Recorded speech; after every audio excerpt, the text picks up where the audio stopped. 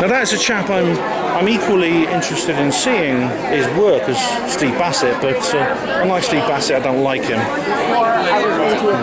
don't like him.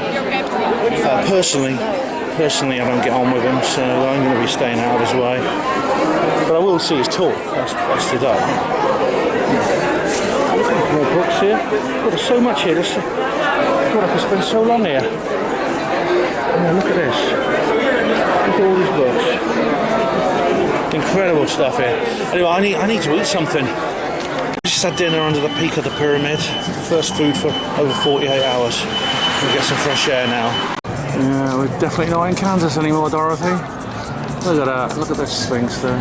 Okay, guys, I'm sitting here beside the Great Sphinx here at the Luxor Centre, Las Vegas, and well, there's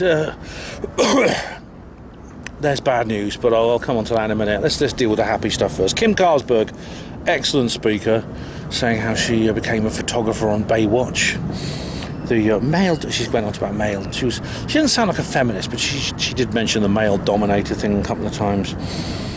But she's had abductions her whole lifetime. When she was a child in California,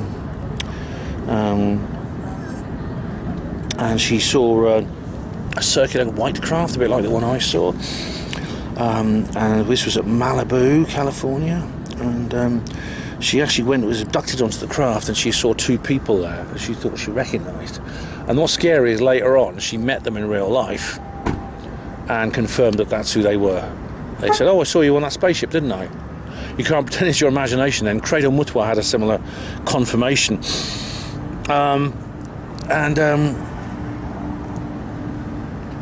She actually showed a scene from the Intruders movie, which is inspired by Bud Hopkins, which is actually quite scary.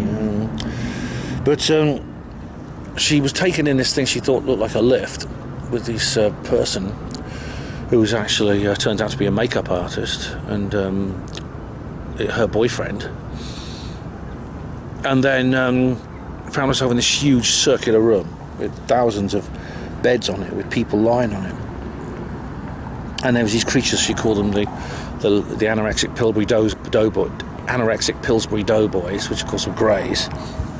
She didn't know that word existed back then.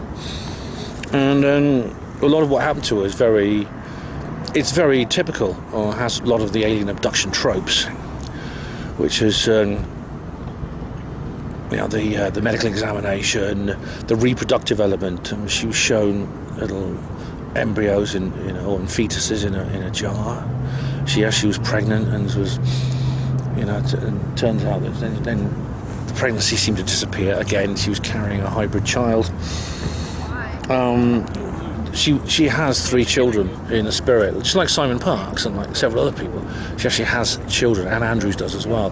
2 daughters and a son. A son called Opak. He's got a Orak, the son is called. The 2 daughters called Aqua and April.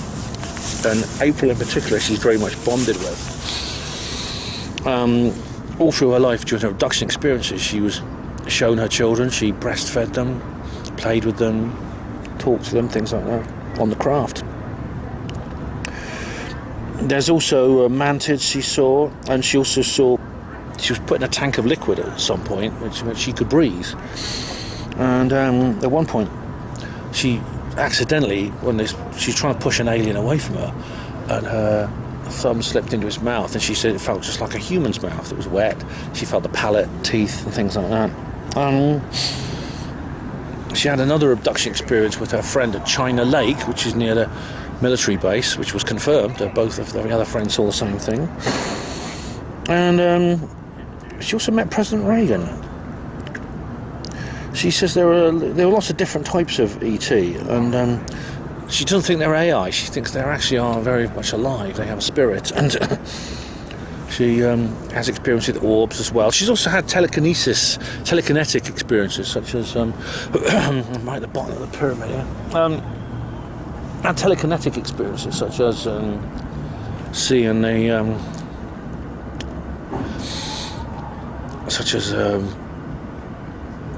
she had she was with a group of experiencers and ufologists from Hong Kong, and she was like a windmill near where she was. It was not a breath of wind, but she said, show your presence by making the windmill turn, and the windmill actually started turning. And it's one of these American-style windmills with like multiple blades. You know, it's my lips are dry. Sorry, I've had a stressful couple of hours, and yeah, she has photos of orbs and things, which I know there's a lot of controversy over those, but I think some of them are real. Let's go and have a closer look at the pyramid. You can see it kind of. I don't know if this is probably slightly smaller than the original one in Giza, but look at it. It's like kind of. It's not like. The original pyramid probably was smooth like this. You can see it's kind of like.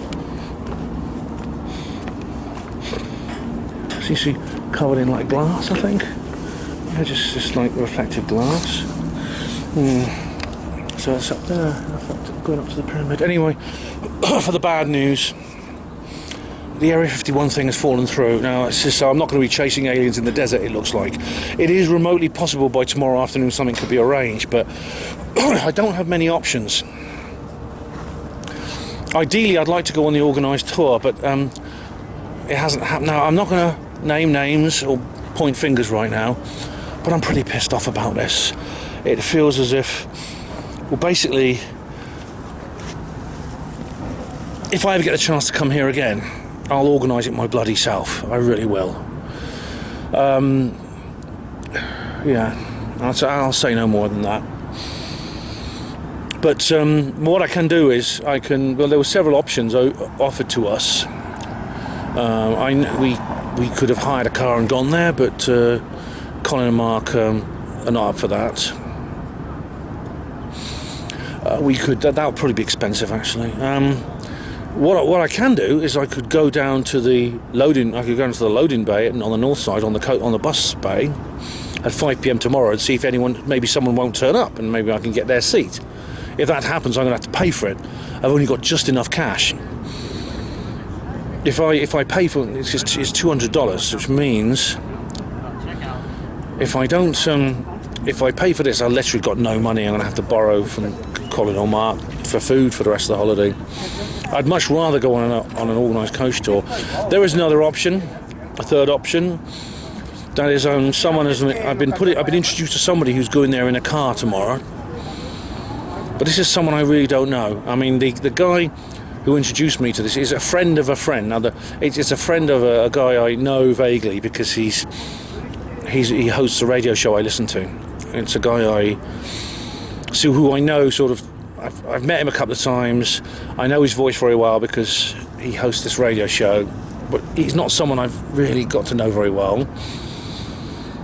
And the person he's introduced me to, who has the car, I don't know at all. And I asked this friend of mine, this person I know better, I says, "You going?" He says, "I'm not sure." So he might not even be going too. So is it really safe for me to get into a car with a person or a group of people I don't know for a journey 80 miles out into the desert? I think the answer has to be no. And what's more, what would I get out of it? I mean, I don't. There's no guarantee they'll take me anywhere I particularly want to go. Are we going to go down the Groom Lake Road? Are we just going to? We could go to Little Alien, and then I just want to get pissed and go back. I mean, on the coach, I get an organised tour. You see, it's all above board, which means I think I'm going to go for option 2. And I'll just have to tell my friend. I'll tell my friend I'm not up for it. I'll think of an excuse. I hope he understands. When he watches this film, he'll know I've done that, and I'll just have to apologise. If not, there's going to be no trip to Area 51, which is a bugger because that was the thing I was looking forward to most coming here. But compensation, I will be able to watch Steve Bassett's talk. I'll be able to attend the UAP discussion panel and all the other things. That's whatever some brain donor has organised, basically to clash with the Area 51 tour. So every cloud has a silver lining. So I think it's option 2 or nothing. So that's my plan. The Aetherius Society is here as well. I didn't realise they were over this side of the Atlantic, but they are. They have like a big following here. White hair can only be Danny Sheehan, I think. I'm actually in the main, it's called the King's Chamber originally enough, and I'm waiting to see Richard Dolan's talk. As I said, don't like the bloke personally, for reasons I've explained, but I'm willing to listen to what he has to say. And it's just too soon. We can't get rid of it. It's too soon. We're just out of that environment. Keep secrets from the Congress. Now that raises the question as to whether or not it is appropriate for the Congress to know. Okay. Danny Sheehan, one of the true workhorses in this movement. He really is. Real hero. Alright, the first day of the conference is over. It's about 9 o'clock in the evening. The pyramid is lit up with all those lights, as you can see, and reflected on that building next to it. We were shoved out of the room very brusquely by a rather rude attendant. He kept telling people, move, come on, we're going to go. Not outrageously, but still, man, I thought he was a bit of a dickhead. So now I'm just going to I'm heading back to, I'm going the right way. I think I'm going the right way to the Oyo. But anyway, tell you more about the speakers maybe later, maybe even tomorrow morning, because I'm pretty tired. But yeah, tomorrow's going to be stressful again. Again, I'm not sure exactly what's going to happen, but I will be taking steps to see if I can get to the Area 51 event. If I can't, so be it. I'll have to try and find a way to come back here and do it properly and organise it myself, seeing as no one else seems to be able to. But if I can, I'll go. I mean, there's several different options on the table for me. One of the organisers of that event actually told me there are several cars going. Now, it's one thing to say I wouldn't get into a car with a stranger, but if they're part of the outfit and they're going as drivers, maybe I would to Excalibur. Or I think I'm going back the right way. Maybe I can. Maybe that is not a bad idea. I don't know. Anyway, I'll think about it tomorrow. My mouth's dry and again, I've had some more water, but I've had a lot of thirst and dry mouth feelings since I've been here. Probably partly nerves and stress, and partly just the climate. As I said, I mean, I feel there has been stress while I've been here, but one thing that has worn off, I think, is the homesickness. What happens, I managed to log into Facebook and contact my daughter yesterday, which was nice. So I was on my sickbed, I was sort of talking to her on Facebook, and she told me everything's fine, told me not to worry. So maybe then in that case, that's if she's happy that way, then maybe maybe I should just relax. All right. Right now, I've got no idea where I'm going. I think I have to go back down this way. This is a way of crossing the road here. I can't remember, it looks all different at night. I think it's... Yeah, I'm just going to go down this way. Anyway, I'm going to make my way back to the Oyo. I can see Tropicana, so I know where I am. It's just finding your way. Oh, that's a problem. Just finding your way around. Oh dear. More low-flying helicopters there, you see. It's actually quite chilly now. I mean, if I go to Area 51 tomorrow evening, I'm going to need to bring my jacket, my warm jacket. And on top of that, what's this thing? Can we cross here? There's a zebra crossing. Can I cross here? Do they stop for you for zebras? No, they don't. Right. I'm going to go down here. I got over here the first time, get over here again. But yeah, I'm going to need to wrap up warm. I'm going to need to bring my jacket with me. And also they said recommend ask your hotel for an extra blanket. Well, they don't have blankets at my hotel, but I might bring some towels in my other bag to use as scarves and something to cover my head. Maybe the best I can do. But when you're from what people have told me, it's cold out there, much colder than Las Vegas. In a chilly place.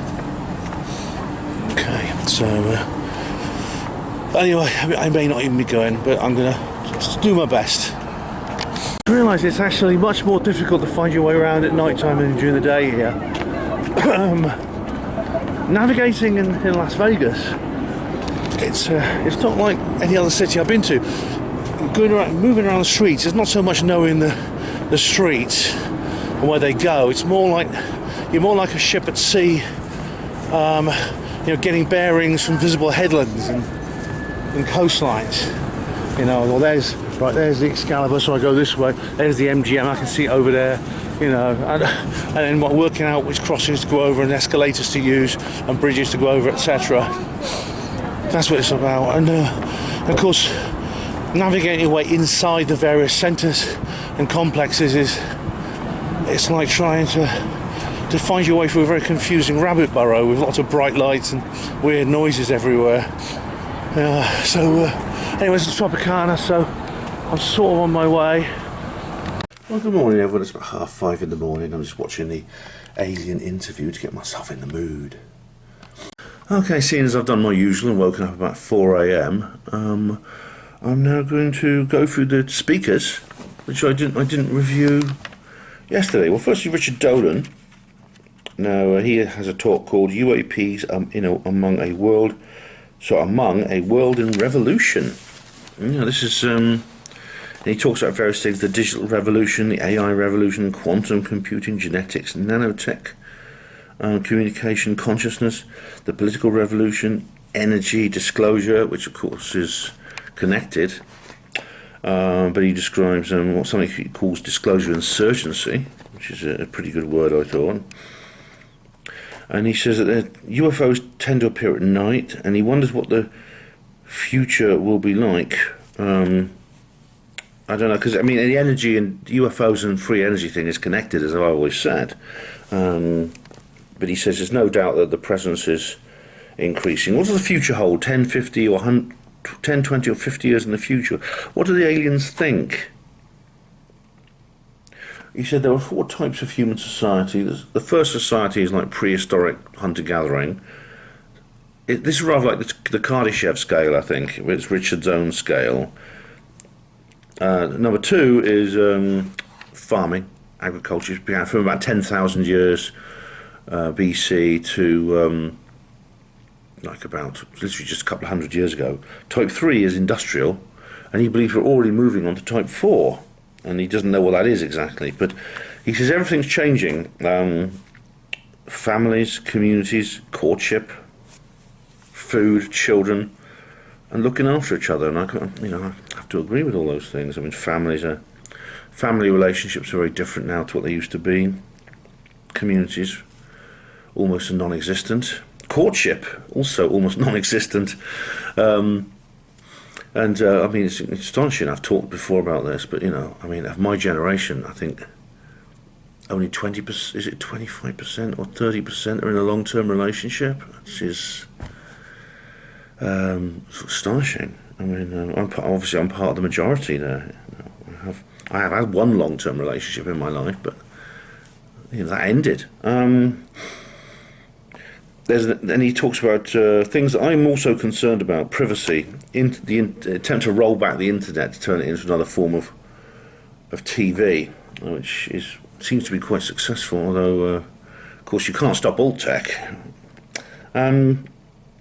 Censorship, the cashless society, transhumanism, and he's good. To his credit, he says 9/11. He is a twoofer like me, and he got a big round of applause from the audience when he said that.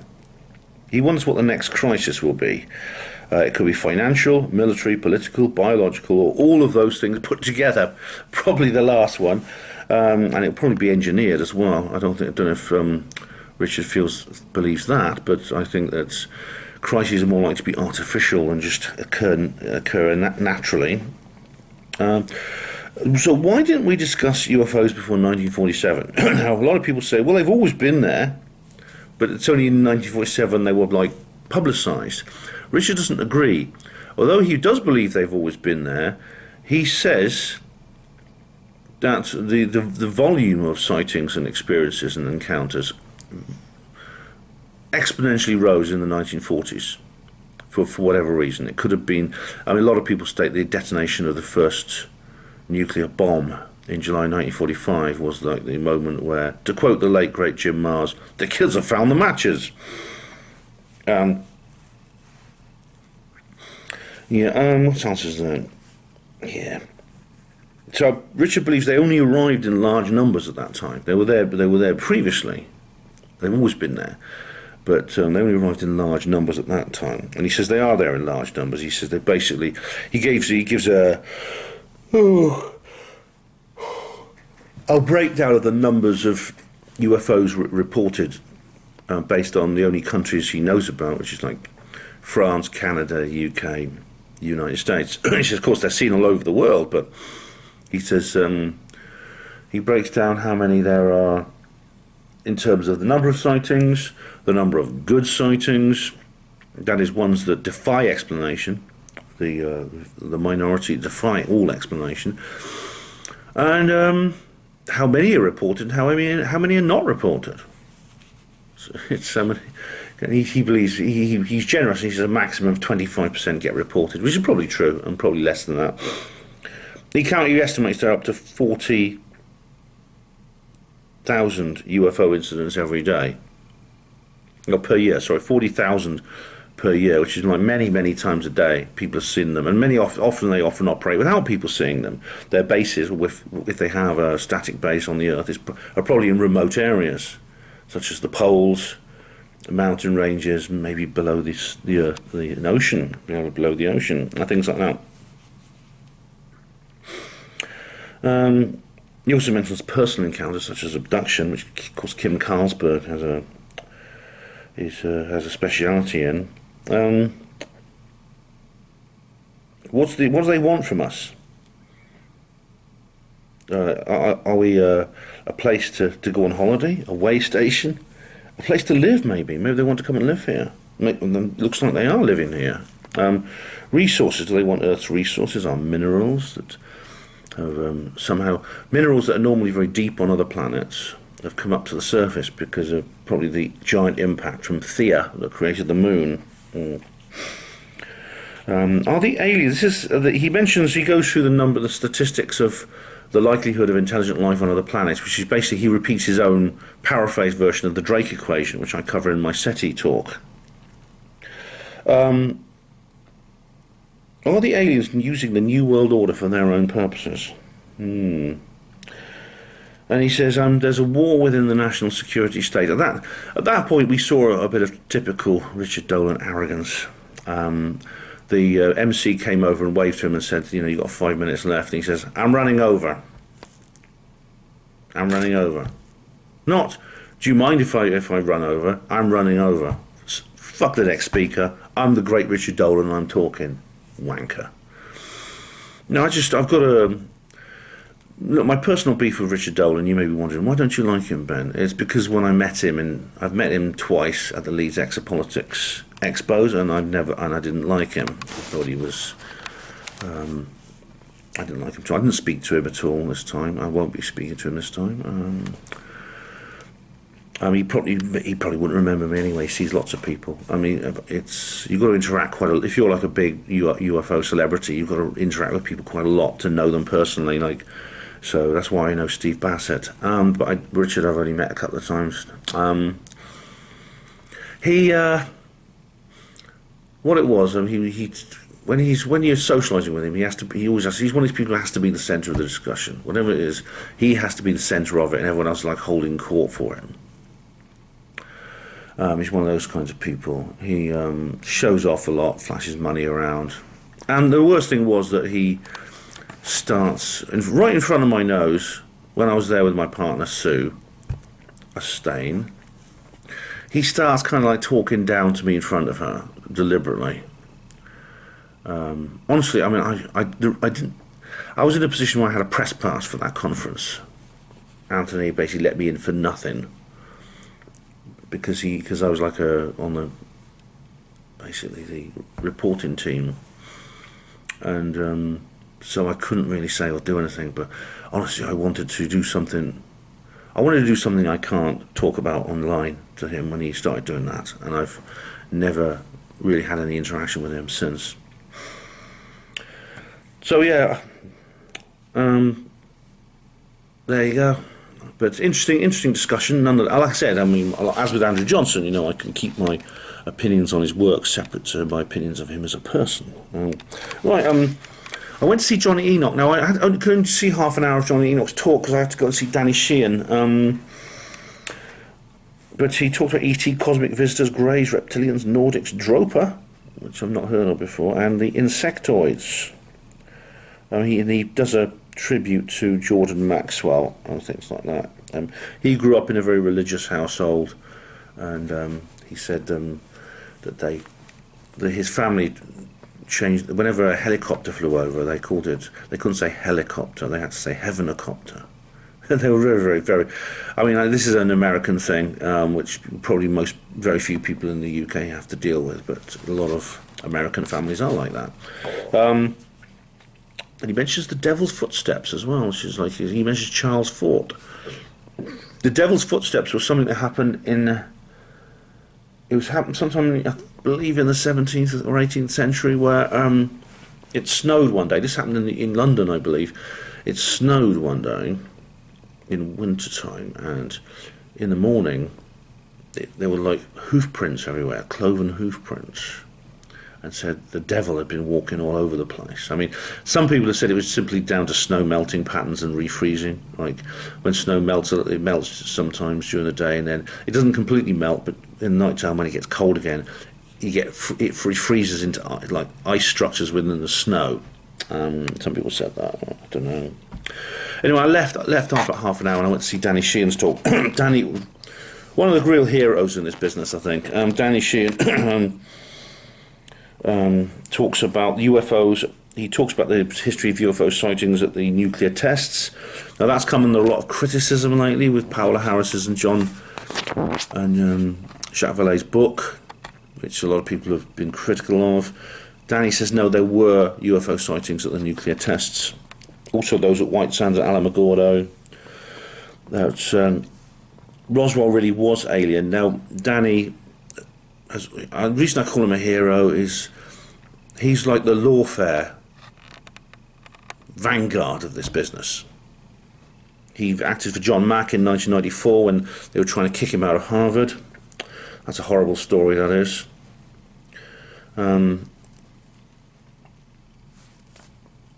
Because John Mack wrote a book called Abduction.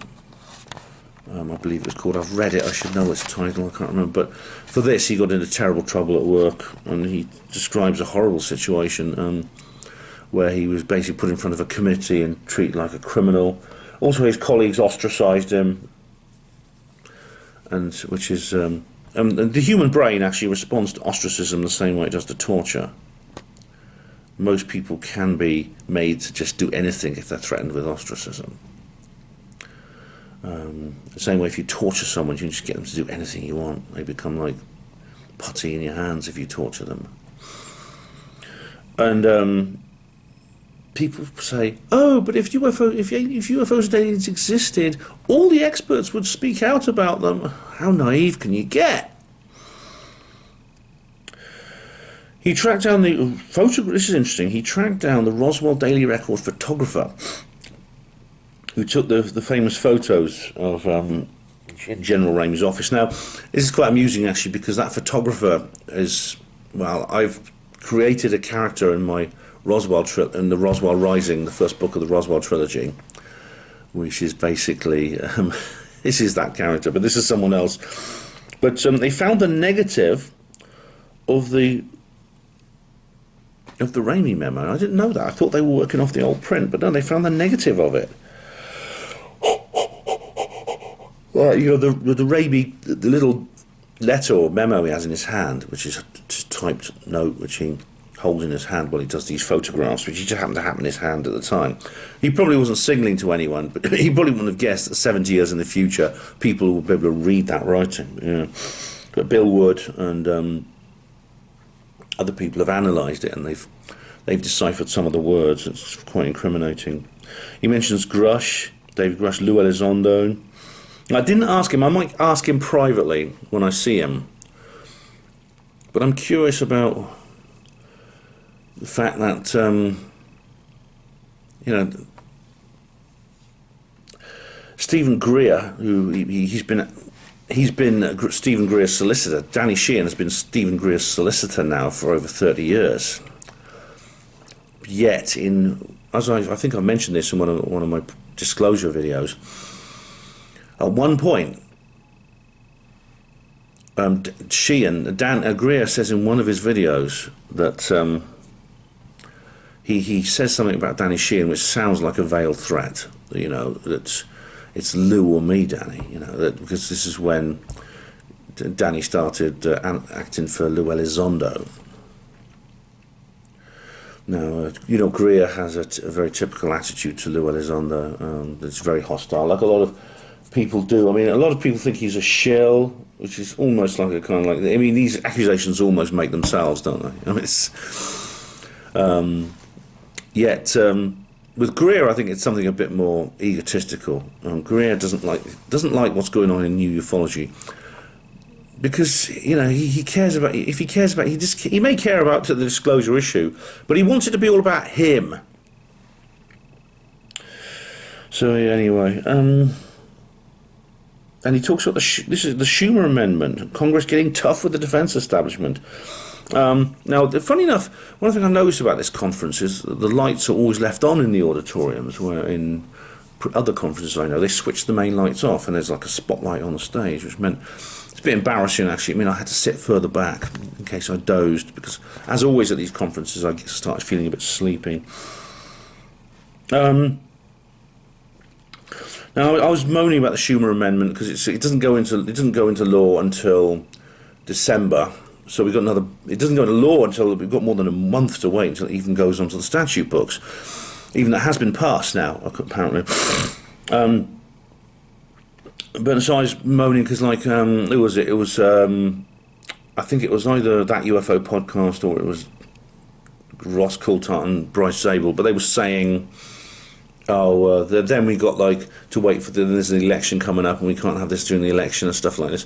And I thought, oh God, we got another bloody year of this, another bloody year of stagnation. But Danny says no. He says the courts could speed the whole thing up using the eminent domain laws, which means basically that it allows them to take over and basically sequester something to the government, even if it's something private or something like that, because it's essentially an act of commandeering. Now, I'm against that in most situations, because it means, for example, they could, if you have a private company which is making something, the government could come in and basically take it over. They call it eminent domain. They could just basically nationalise it without your permission through what they call eminent domain. And that to me is no better than theft. However,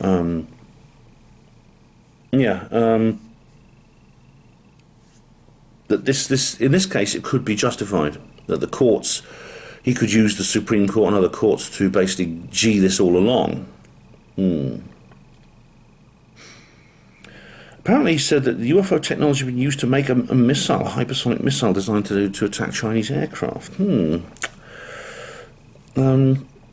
mentioned several Congress people who were on his side: Mike Turner of Ohio, Scott Austin of Georgia, Elsie Stefanik of New York, and this is all very cross-party. He mentions very bipartisan, as they say in the US.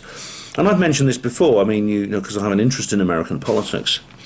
You have like Alexandria Ocasio-Cortez, AOC, and Mike Gates. Now, Mike Gates is this icon of American radical conservatism, and but Alexandria Ocasio-Cortez describes herself as a democratic socialist. Yet they have come together and they're sitting around sort of holding hands and saying how important this whole issue to do with UFOs is. And it's like, wow. Let's also come together as one and forget our differences, as Ronald Reagan said, didn't he?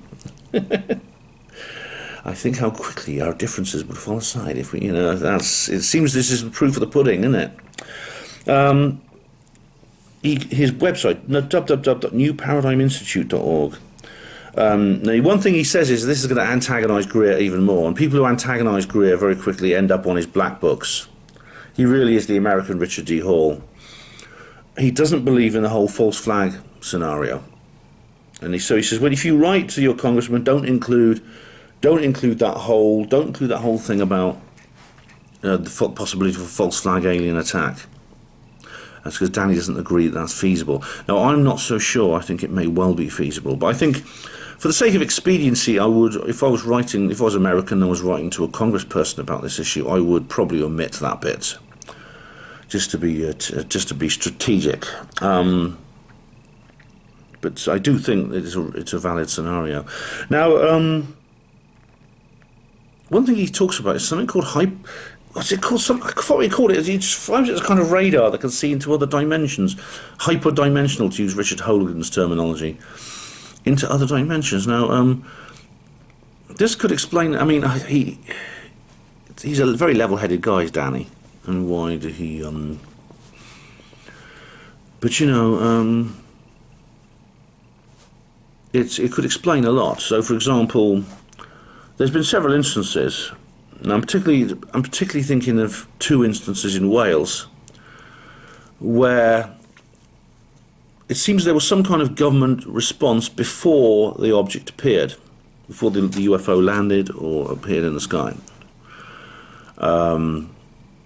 This would be, for example, there were troops moved into the areas. This has been described as exercises, but of course many researchers have discovered these are excuses. You probably guessed I'm talking about Barrow Mountains and Pentach. It's like they didn't know exactly where the object was going to appear. For example, they have reconnaissance planes going all over the place, but they knew where it was going to appear within a radius of about maybe 50 miles or so. And so they had troops in the area which moved forward immediately when the object appeared. That could, you know, if there was some kind of radar that could detect them before they sort of decloak or before they're present in our universe, that could explain it. That could explain that kind of thing. Anyway, those were our speakers for this particular, for the rest of Friday. So now, it's now early morning Saturday. I might try and get a bit more sleep before we have to go. The thing doesn't really start till 11 today. Well, there's going to be a big 11:11 moment. Where we're going to do a big... It's the 11 minutes past 11, the 11th of the 11th month. It's rather like Remembrance Sunday, isn't it? Not Remembrance Sunday, Armistice Day, where people stop and pause and have a minute's silence on the 11th hour of the 11th month of the... etc., etc. It refers to the armistice moment on the 11th of November 1918. Here, of course, it's different. By the way, what's happening in England right now? Because it's now, by the time I'm recording this, that big protest in London should be going ahead. The big Palestinian protest should be happening right now. It's about 1 p.m., 1:30 in the afternoon there. So I'll go and see. I'll go online and see what Maya Tusi is saying about it. I'd like to keep up with things at home. To be honest, I'm looking forward to getting home. I mean, as much as I've enjoyed myself here, and I'm enjoying myself, I do feel the urge to get home. There's no place like home, as they say. Alright, everyone, good morning. It's Saturday morning, and I'm heading to the venue. It's just gone 10 o'clock, and as you can see, I'm wearing my sort of like, no, it's not my winter jacket, it's my more summery jacket. I've got my Maureen's Remembrance Poppy on there because it is actually Remembrance Day today. It's not warm this morning again. It's actually almost cool enough for me normally to wear this jacket. The reason I'm wearing this jacket, and indeed the reason I've got a towel in my bag, is I might be going to Area 51 later, as I explained yesterday. I'm not sure, but I'm coming prepared just in case. But the towel, now, they recommended you actually get a blanket from your hotel. Now, my hotel doesn't do blankets, unfortunately, but it does do some nice warm thick towels, so I brought one of them with me to wrap. I'll use it as a scarf should I get to Rachel and the barbecue and the Skywatch. But there's no guarantee that's actually going to happen for reasons I explained. In fact, it's a bit of a 50-50 situation now, I'd say. If that... So I just forgot to press the light, the button. There we are. Always got to remember to press the button. Oh, it's nice. It was actually... it seems not to be working. All right. Anyway, I'm going to... What's happening there?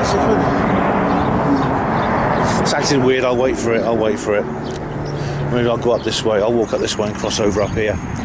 But anyway, I don't know if I'm going to go to Area 51 yet, but I'm going to stick with Plan B, like I said. Plan A is out of the question. Plan C, because Colin and Mark don't want to drive here, and maybe that's understandable. I mean, just look at these roads. Look at the way you get scooters and things going along at 60 miles an hour. It's literally, like I say, it's literally a motorway running through the middle of a city. It's not a road. And so, so at the moment, not sure what's going to happen. But I'm coming prepared just in case. Really, it depends on, I think, somebody not turning up, because I've got enough money to pay them. I've got enough money to pay them to go in cash for their seat. I've actually suddenly, when I got home and I counted my money again, I realised I've got slightly more money than I thought. I'm not saying there's anything supernatural going on. I may have just simply counted it wrong the last time. But if it was a gift from the universe, thank you, universe. I said counting American money is difficult because their money's a lot more complicated than ours, like I've explained and I've showed you. What I'm going to do is, as I said, when the time comes, I'll see if I can get to Area 51.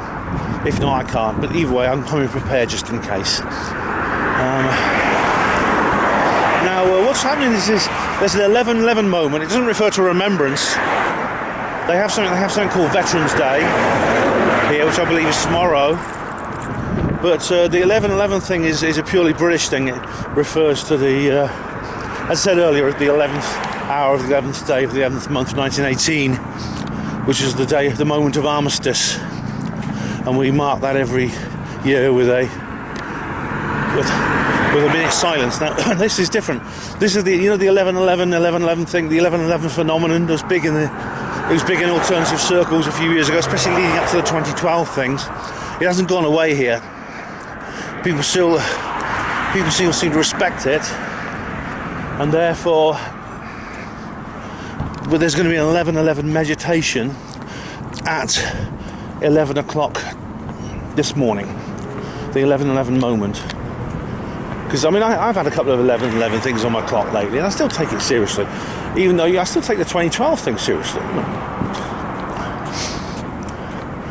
But anyway, I just realised I could take that. Why did I take that escalator to Excalibur instead? Yeah, is that what I did last night? I can't remember.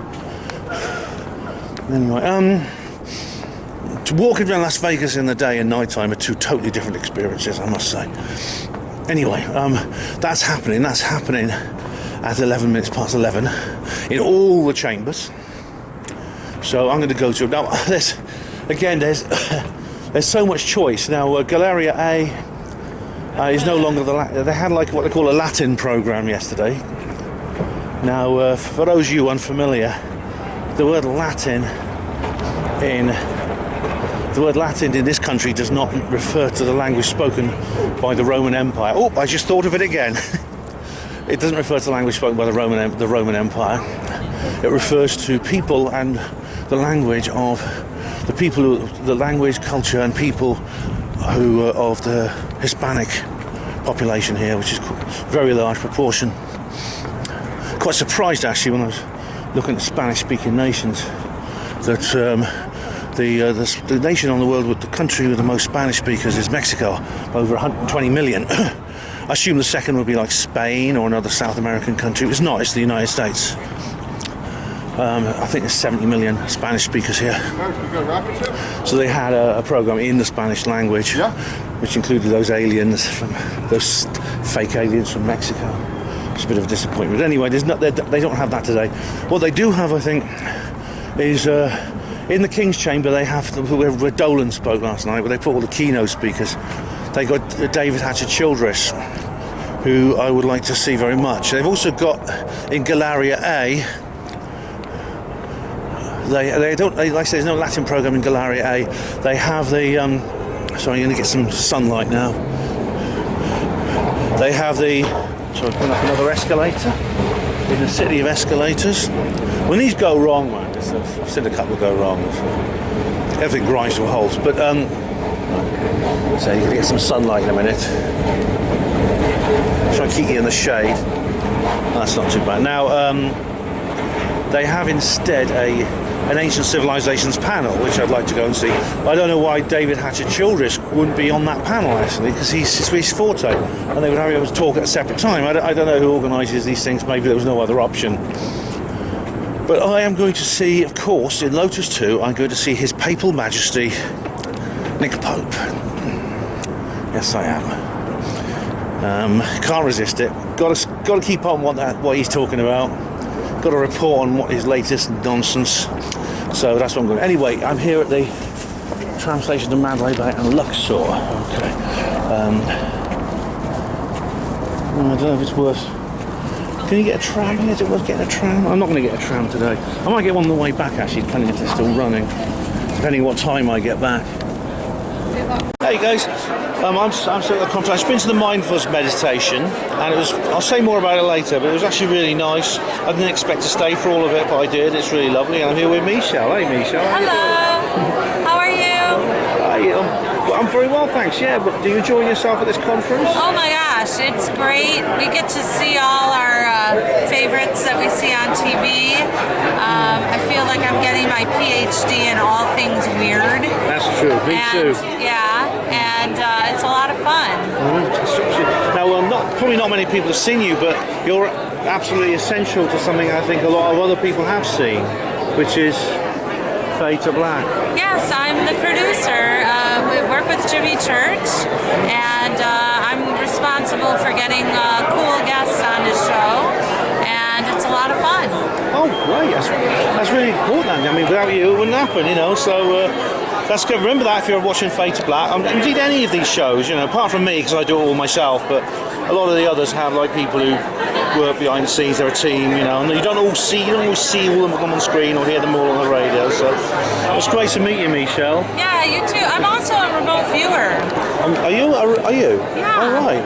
Yeah. What's that all about? What's that like? You know, the military remote viewing. All right. You know, remote viewing in the military. Cool, so yeah. I do projects with remote viewing. Plus, I teach a class. You should take my class. All right, that's interesting because I went on a remote viewing class with Tony Topping, who he's an English guy who does them, okay. and I had some success. I did. I'm interested in it. You know, it's because the government have used it. You know, people like so Ingo Swann. His book was very interesting. Yeah, that's exactly what I work with Russell Targ and Hal Putoff and all those great people. Yeah. Joe McMonagle and then I teach my own class, and it's transdimensional systems, and if anybody wants more information, they can go to butterflyeffectscenter.com. Butterfly Effects what? Butterflyeffectscenter.com. Center. Right. Butterfly Effects Center. All right, sorry. I will do that, Michelle. It's great to meet you. Enjoy the rest of the conference. Thank you too. I'm going to see Nick Pope now, but okay, go for it. thanks. Bye-bye. Bye-bye. I'm in Lotus 2 now, and I went to the meditation, and it was like it's like a 3/4, like probably over half an hour, and everyone crowded into the King's Chamber, the big, and it was like really, and I must admit, thank you for all being here. I think Nick is I see a lot of you show up on time. It's been interesting this time thing that we're all dealing with. getting ready to do this tour. I know we're just getting ready to get started. I'm Michelle Anderson, and I just wanted to let you know that When he was asked, what's with this UAP thing that we're suddenly hearing about, his response was, we borrowed the term from the Brits. Yeah. So, General Accounting Office, the GAO, to get information on Roswell. Most of us know how that turned out. I'm outside this north entrance, the north entrance of the Luxor. There's Egyptians everywhere else. I've got to find my way to the bus plaza where the tourist shuttles go, and I'm going to go to, hopefully, get to Area 51. Now, as you know, as I explained before, it's sold out and I don't have a ticket, and because of the ridiculous cock-up, I'm not actually booked to go on there. What I'm going to do is I'm going to go along there, see if there's any empty seats, and offer and ask the organiser if I can go on. I'll give them $200 if they'll let me on. Money well spent, I think, if it works. But all depends. It all depends if it actually works or not. So I'm actually going to just mosey on down there, hang around, see. Well, when everyone's on board, I'll just see is everybody, if everyone's on board, is there any space left for me, basically. May work, might not, don't know. But I was talking to the organiser yesterday, and she said, well, it's quite likely that there will be some empty seats. That's what usually happens on these sorts of things. People don't turn up, or they change their minds, things like that. So anyway, it must be these coaches here, I think, because they're the only ones in the coach loading bay at the moment. So I just got to wait for everyone else. It's 20 minutes to go, so I'm nice and early, showing myself eager, etc, etc. Here we go, so we'll have to see. Okay guys, well these are the coaches we're going on. It looks very comfortable, hopefully going on. I've just been talking to the drivers, so even though they're sold out, they do have 6 additional seats on top of the number of tickets they sold, which means there's no real reason why the organiser should refuse to let me have one, especially when I slip her $200 bills. So yeah, just got to wait till they arrive. It's actually just 9 minutes to go till we're supposed to depart, so I think they're running a bit late. Guys, it's a bit more complicated than I thought. I think just that one is going to Rachel, the other 2 are going to the Alamo or somewhere. So I'm not so sure now whether I'll be able to get on it. I'll let you know.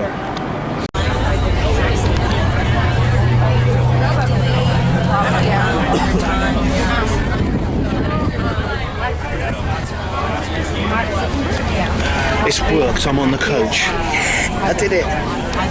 I wasn't sure I was going to make it actually, and I probably wouldn't have because I underestimated the actual cost. But some guy was getting off because he felt sick, and I bought the ticket off him for $200. So, yep, I'm on my way to Area 51. It worked.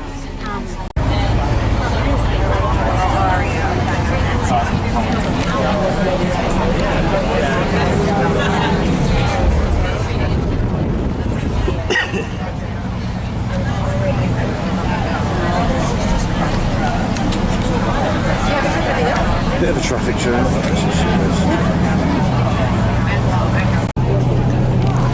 Can't see very much outside, as you can see. It's all dark, so I'm going to follow it on here. See where we've got to go. All the way up this road. To get to Pico. Onto the highway 375. To there to Rachel's. Down there is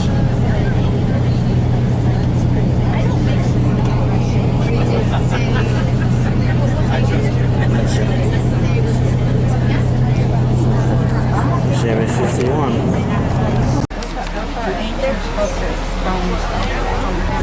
We're about to turn off the main road onto the Highway 93. Once the government find out the people have got their land, they go and they privatize it. Alright, we've stopped. What's happened is we just literally turned off the main road onto the Highway 93, and it's been announced that one of the coaches is lost. Not us, one of the others. So because we're travelling in convoy, we're sort of waiting for them. So we're here at this Love's service station. Just going to wait until they turn up.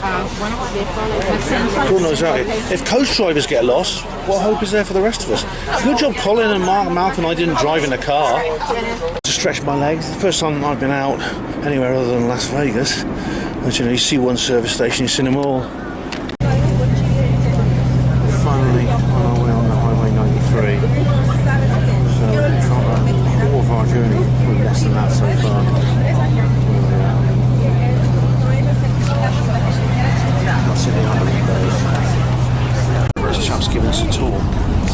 RPG went This down. show has been on for about how many seasons? This is 4 seasons. Did you replace it? RPG.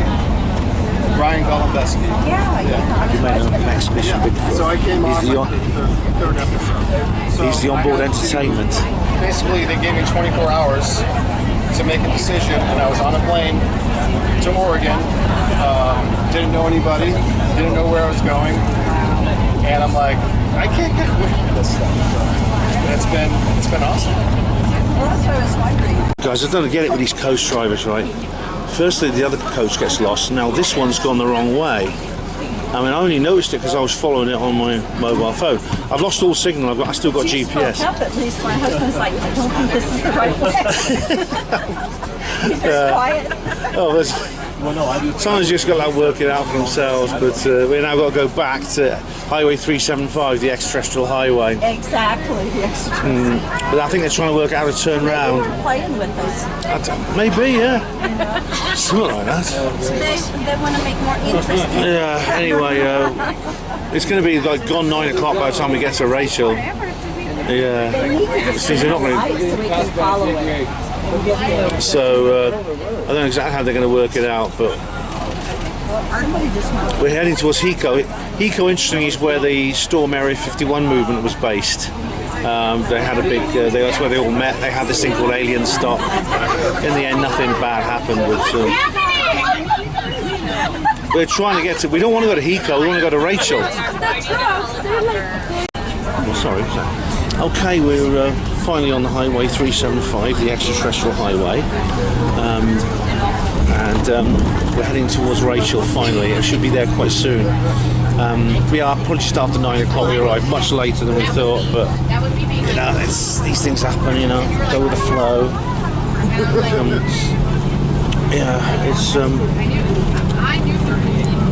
Can't see much outside though. That's the problem. I did look out for the famous road sign, the extraterrestrial highway road sign, but it's too dark to see it.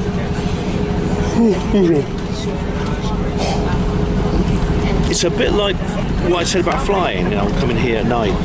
So I told you when you fly somewhere, you kind of go there, but you don't see anything. You just sort of arrive, so you just materialise.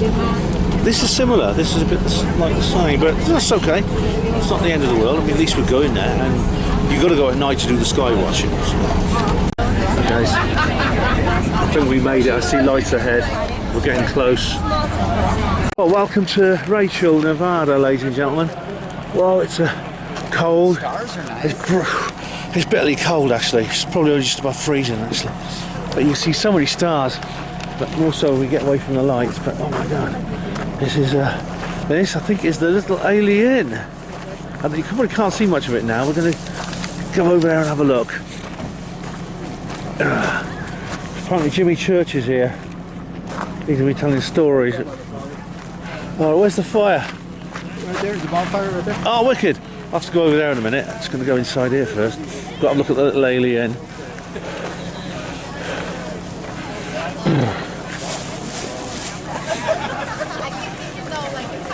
And this is I think the most famous pubs in the world. Look at this. I always imagine, God, I wonder when I've ever see this place. I've wanted to come here for ages. Look at it. I've been here. I can prove I've been here. Look. The little alien. Earthlings welcome. Good. Ultra local. And there it is. Yeah. I think it's a bit full in there. Where are you from? I don't think they're used to having like hundreds of people here. We'll go in here and have a look. This is the inside. The pictures of this so many times. Look at this. Area 51. Crop circles. Look at these little aliens.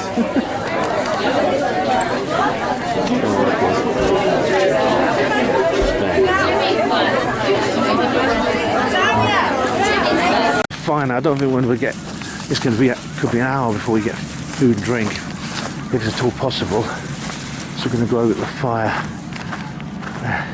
Apparently Jimmy Church is over here. I don't know how we got here.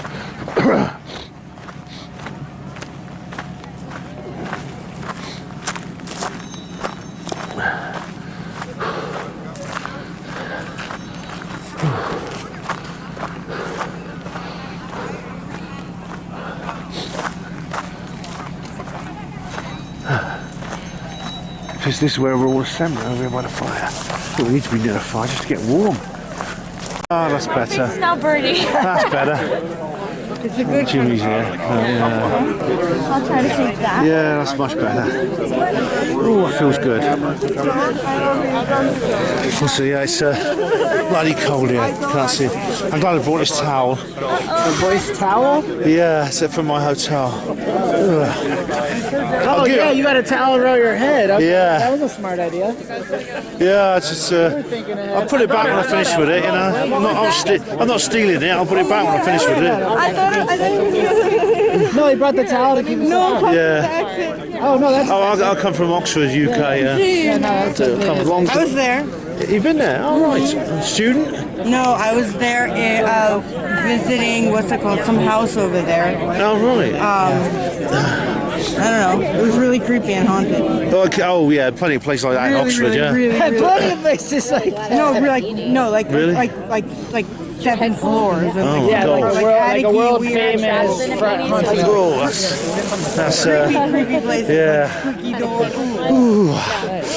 Gosh, lovely that is, yeah. I found warm, there's a lot of warmth coming off this fire, I'm glad to say. Getting close. Yeah. 3. That's how far Area 51 is. Jimmy just said that we're about as close to Area 51 as you can get here. Yeah. Let us know what to do. Let's storm it. They can't stop us all. Oh dear, I'll get my video bloody banned for that.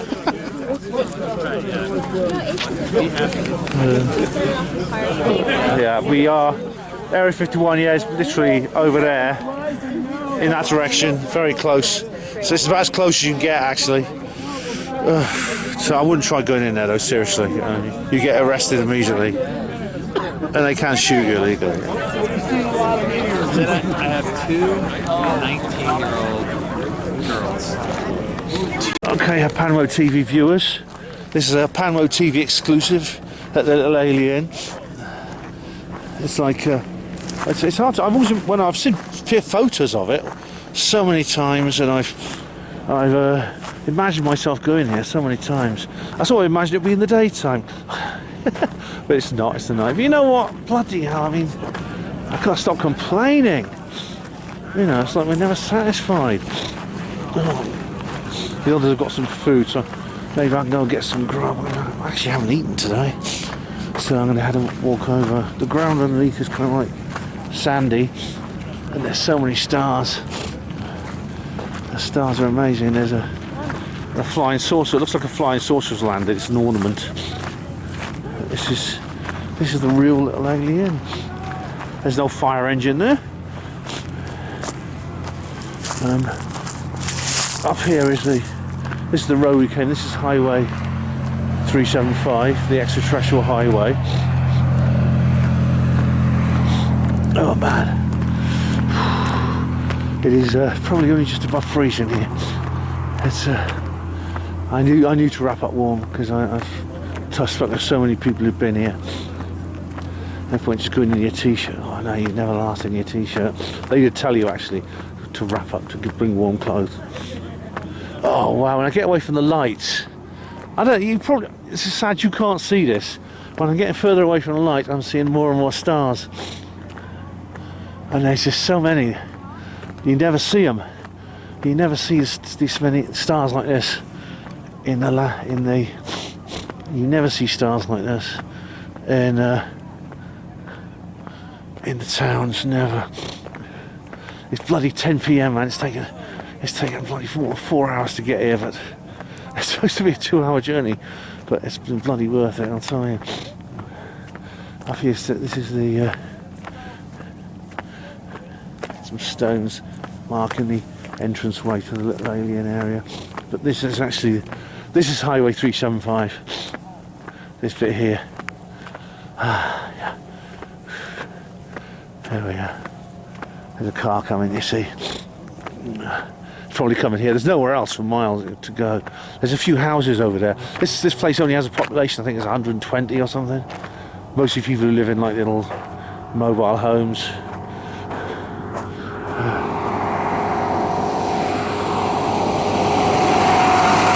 They're doing class, they're not coming here.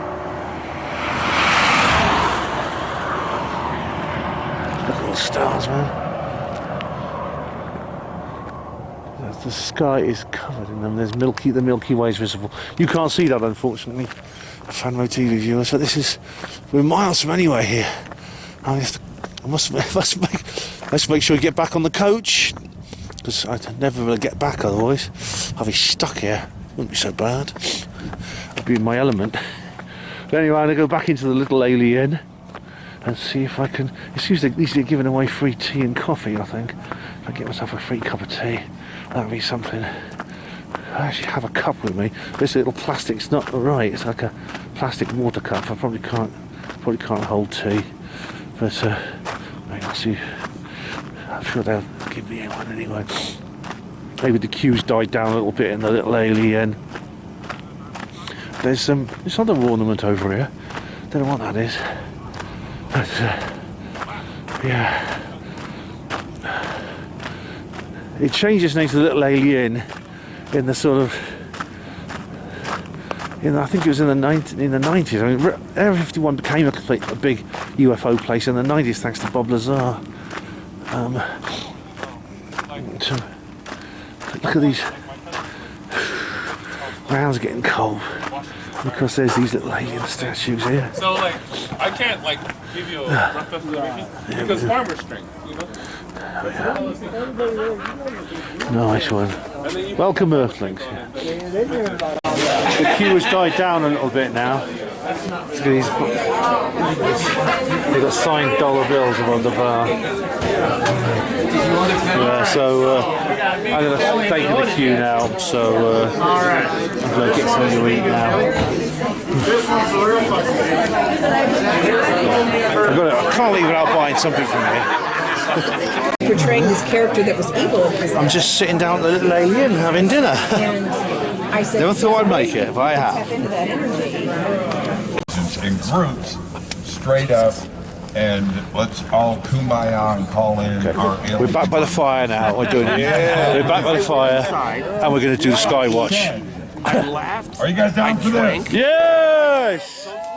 Then I came out here. See if any aliens turn up. And then, like, for the first time you look at the heavens, it's a mind-blowing paradigm shift. I've never experienced anything like this before. So you're going to see this. I enjoy doing this. Just seeing all these stars is incredible after. How many stars are in the sky? Yeah, I had no idea. Look up right now, look at the Milky Way. Right now you can see about 2,000 stars with the naked eye. You put on the sorry, you can't see the sky, HPANWO TV viewers. 250,000 stars. Wow. Hey, okay, wow. So that's how amplified everything is. And you will be able to see any craft, anything that is moving in the heavens, and you're going to see that tonight. Yeah. All right, so I'm going to come over to the fire. I am tied down by a cable here. I'm looking at all of you. Everybody turn around and look at the screens. Okay, I can see I'm him. over here in the frozen tundra. That's right. I'm well wrapped up. I'll come over here. Göbekli Tepe. Göbekli Tepe. All right, so I'm going to put down this microphone and come over there and hang out with you guys. Is that okay? Can I do that? Yeah. All right, here I come. Oh, look. They got chairs and tables set up for us. I don't know if you can see this. Oh, we've got rows of chairs, rows of seats. Oh, man. Although it's a bit tempting to stay close to the fire, but I mean, it's lovely out here in the dark. Hi there, You're from the UK? Yes, I'm from were you sitting Oxford. No. Sorry? Did you have a problem getting tickets to the bus? Oh, you saw that? Yeah, We were in front of you. Oh right, I couldn't get one. I was sold out by the time I wanted one. But I thought I'll go down there and I'll just see if there's any spare seats. And I'll pay $200 in cash and just let me have the spare seat. Right. And as it happened, I was just getting up to the coach and this guy walked off saying, "Oh, I don't want to go. I don't feel very well." I said, "Give me a ticket, give me a wristband, here's $200, and he said, okay. So I took his place. Good. Yeah, I'm glad actually. I mean, it wouldn't have been at the end of the world if I couldn't come, but I really wanted to. Well, that's what the all point this you way, came right? for. Yeah. Where are you from? Ohio. Ohio. Oh, We were sitting in front of you. Yes, I met you ladies yesterday. Yes. There was somebody else sitting right next to you. Oh, that's Colin, my friend Colin. Yeah, yes. very nice. I remember you. Yeah, I remember you well. Yes, I'm glad. We were thinking about you. Oh, Maybe gave you some positive vibes. Oh, yeah. you stank. Well, it certainly worked because Yeah. you said to me you'd sneak me on if you could. Yes. Thanks. Yeah. But I'm so glad I got here. I am. What are your names? Tanya. Tanya. And mine's Tracy. Tanya. Nice to meet you. I'm Ben. Nice to meet you. I'll just make a little video. Thanks. I'll make a little video diary. So no one can see you, but I don't think they can hardly see me actually. Right. But I don't have night vision goggles on this camera. It's just Yeah, your voice was like, wait a minute, I know them, right? Yeah. I heard that voice earlier. And you had glasses. Yes, I still do wear them sometimes. I wear them in the auditoriums. I don't. They're not much use actually here. Right. Well, I might. Actually, I tried them, but I just got them with me. But that's a bit better. Yeah. It's a little chilly. Yes, it's nice they've got these seats out for us, but it's tempting to hang around by the fire, isn't Probably it? should have had 2 fires. Yeah. And then that way we could have like split up in groups. Don't see the fire. You can't ruin your night vision. That's the problem. That's what I said. All the lights that we have here. Well, I went sky watching a few months ago on the coast of South Wales near the Broadhaven Triangle, where there was like multiple UFOs in 1977. And we sat on a beach and we there was no light. We just wrapped up. We just put a massive sleeping bag around us, and it was this summertime. It was still really cold. But look, we've got seats. We're just waiting to see what happens. And unfortunately, HPANWO TV viewers, you can't see. You can see these screens, but you can't see what I can see, which is the stars. And there's so many stars. I mean, it just how much more. You don't see these in the city, do you? It's like no. I see some. I see like the Big Dipper and a couple other ones, but I don't see anything like that. You can see the major ones in Oxford, like in Las Vegas. You can't see anything. There's too many lights. Right, too many lights. But in Oxford, you can see like in some cities, you see like the big stars, maybe a dozen. But here, like there's so many. Thousands. Jimmy said like thousands. Wild. Yeah. That's it. No, they don't. Nobody looks into the fire with the goggles on. It'll break them. Yeah, it might break them. Oh, I think you mustn't point them at bright lights because they damage them. Yeah. But oh, that's lovely. I'm gonna do a bit of sky watching now with my friends Tanya and Tracy. Tanya and Tracy. We did decide to come back to the fire. It's much better. I've got my towel wrapped around my head. The towel, I will return it to the hotel when I finish with it. They did suggest, the organisers suggested we bring blankets. I asked the hotel to bring blankets, but the OYO doesn't do blankets, as you've seen. So I borrowed the towel. I feel like I'm in Hitchhiker's Guide to the Galaxy. I really know where my towel is.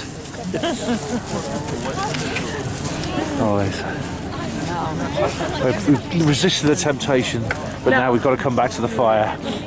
Guys, I've just had a look through the night vision goggles, and it's really good. It's like a green colour. I've used night vision goggles before. Matthew Williams let me use his at Warminster, and you get a lovely green colour background, but you see everything so much more clearly. Especially the sky, you see far many more stars. And there's the Pleiades. Apparently, you can't see them, but I've actually picked up the Pleiades.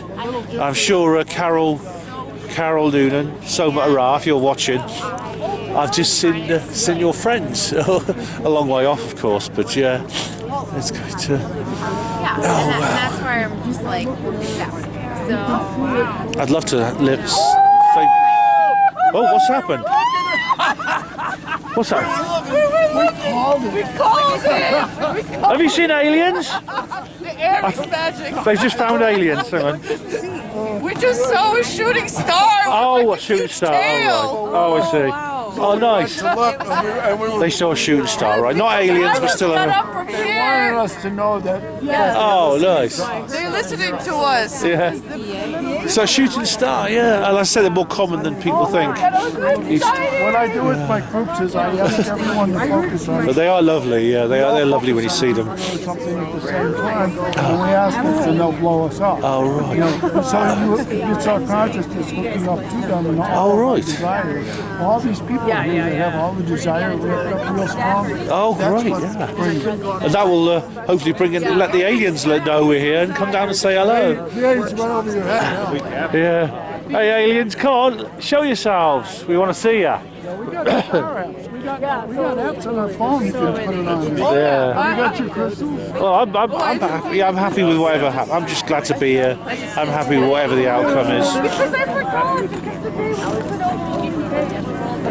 Oh, nice. I'm going to go back to the little alien. I need to use the loo.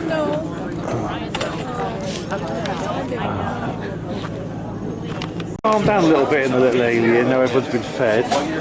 I'd like to get some more merch, but see, I've actually got very little money left now because of having to pay for this. I was going to donate them a copy of Roswell Rising, but I left it. I was going to put one, like a copy of Roswell Rising here on the shelves, just offer it to them as a gift. But of course,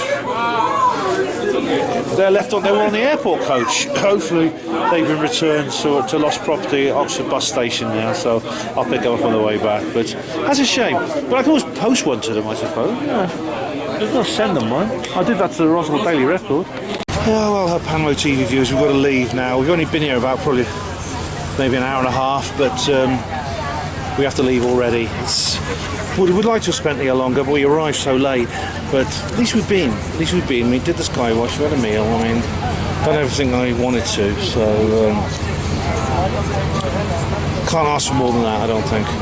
So we're going to head home. Probably God knows what time we'll get back. Hopefully the return journey will be easier and quicker. I'll probably sleep in my seat. There's not much you can see here, but a police car has turned up.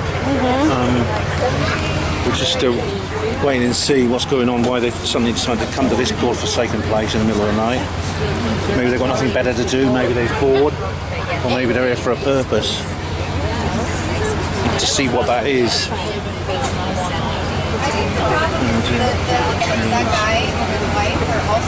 I must say this hasn't been very well organised, but you know, fair's fair. It's an experiment. It's not been done before. If they do this again, obviously they'll learn from their mistakes.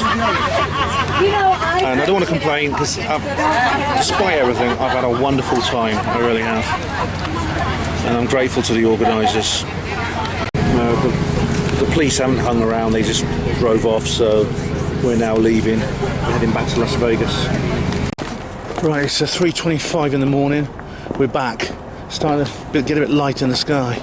It's a bit chilly. Not as chilly as Rachel down here in Las Vegas, but still quite chilly. I've got to get back to the Oyo now, and the only really way to do that now is to walk. It's about a 10-minute walk. And this is the witching hour, so just watch me back. See if I'll have to watch me back, just in case there are any strange people lurking around, thinking of, you know, in case they're looking for people who are too stupid enough to walk around with their winnings. But no, I can handle myself. Yes, I'll say more when I get back to the hotel. Anyway, this is the Luxor, back where we started. Much later than we expected. But anyway, I'll say more later. And I've got no regrets about coming here.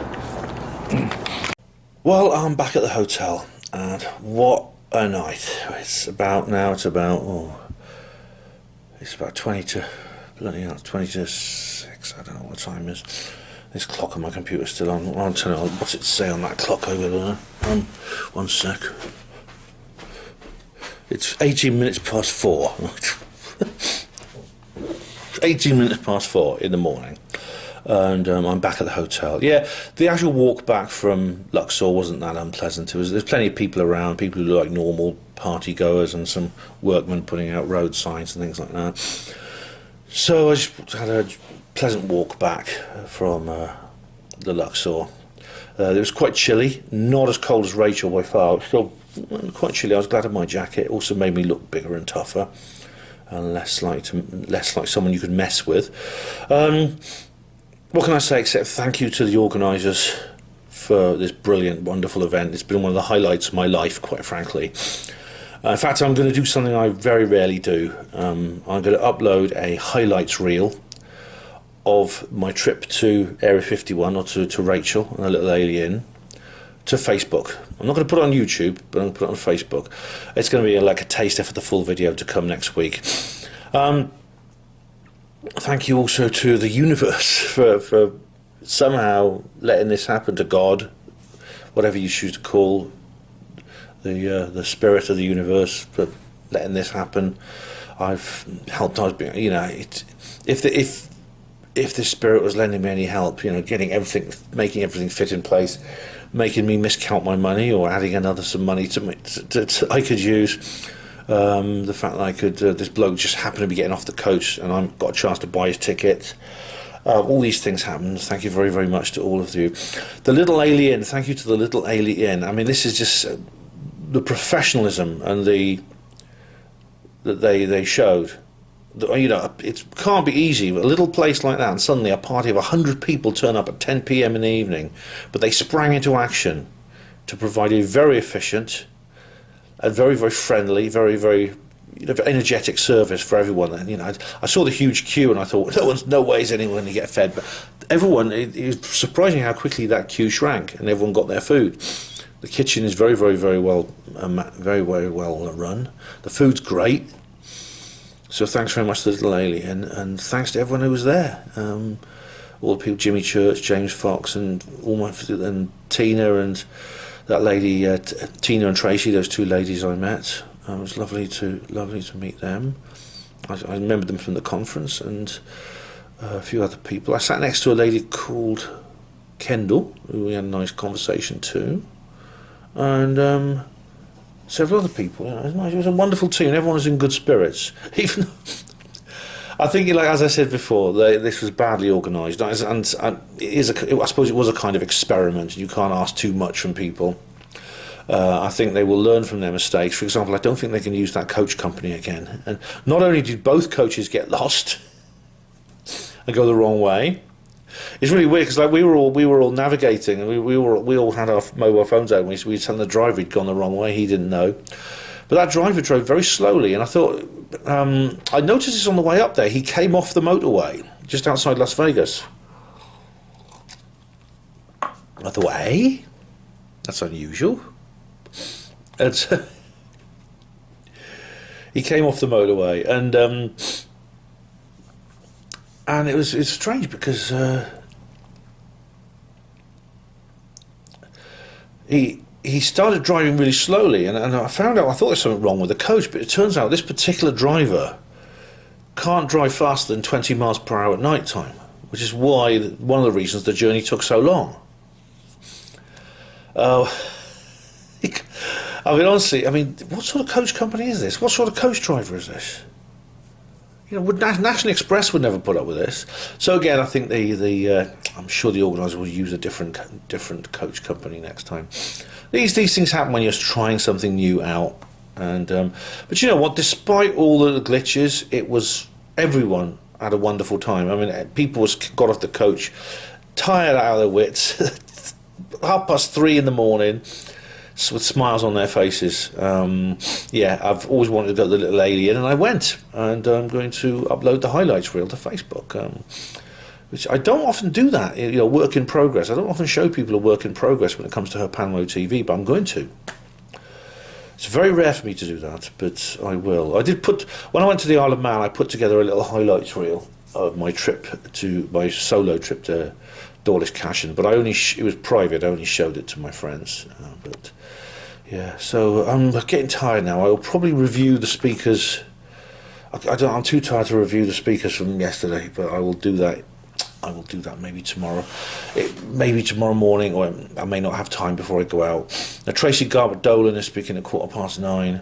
I'd like to see her. She's very interesting, but I might give that one a miss. I might catch David Hatcher Childress at 11, and I have to give myself a bit of a lie-in. I'm sure I won't be the only one. So anyway, time for bed. Good night or good morning. Morning, I think, is the correct term. See ya. Okay, guys, it's about 9:15. I'm awake already, so I thought I might as well get up and do things. Let's go over the speakers from yesterday. Nick Pope.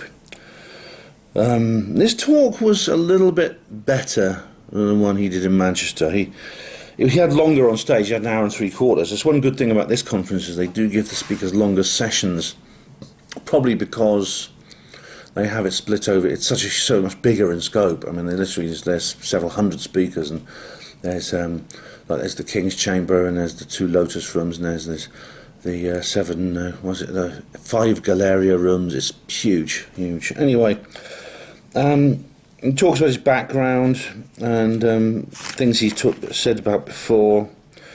He also mentions positively Lou Elizondo, Chris Mellon, David Grush, etc., Danny Sheehan. And talks about the transmedium travel.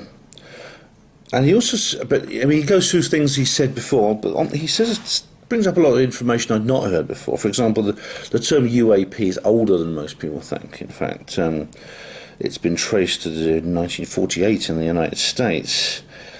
But it actually became common parlance in the field in Britain. And actually in the 90s, he says it it was a term used in the 90s a lot in Britain. And the reason he says that it was used a lot is for exactly the reason I predicted, that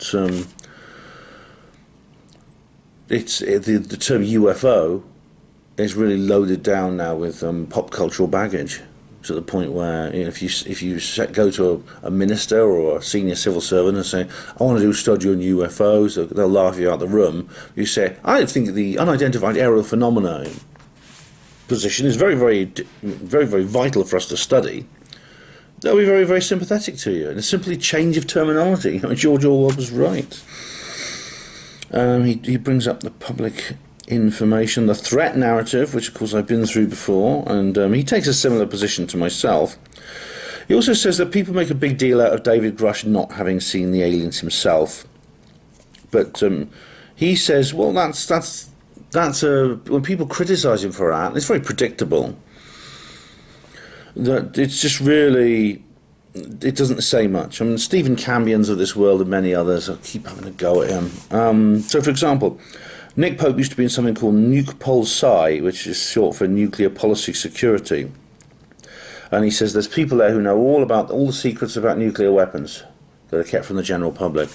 But how many of them have ever touched a ballistic missile? To touch a ballistic missile, you have to be on the engineering side of the whole situation, like the manufacturer at Aldermaston or in the Navy Trident submarines and things like that. Yeah.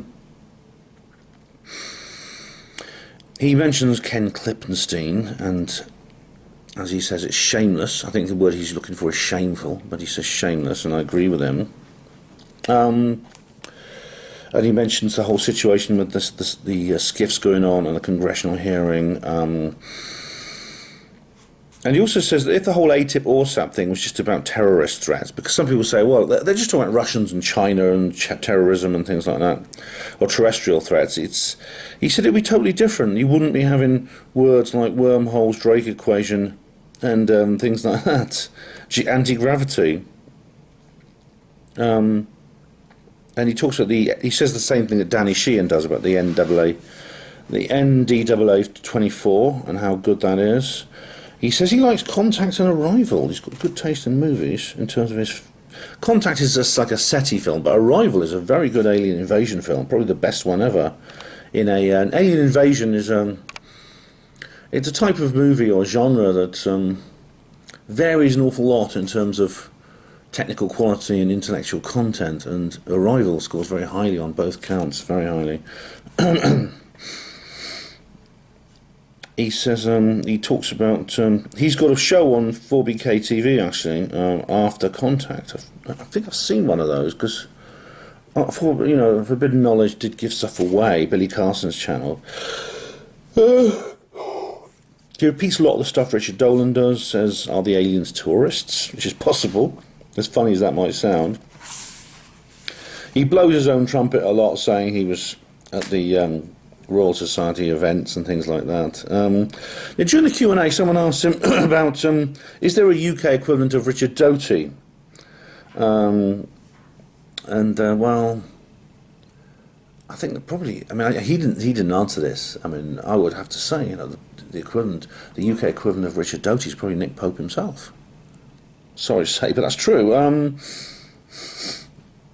He mentions the Calvine incident too, yeah.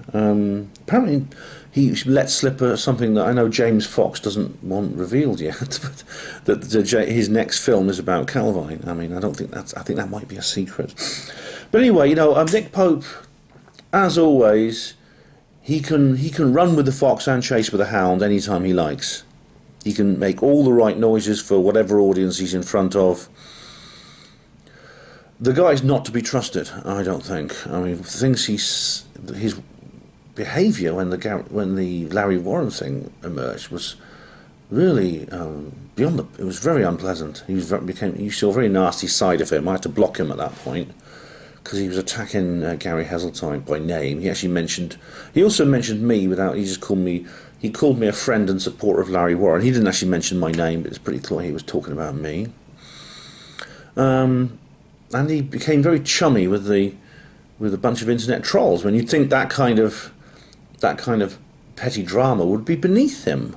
Why did he stick his oar in?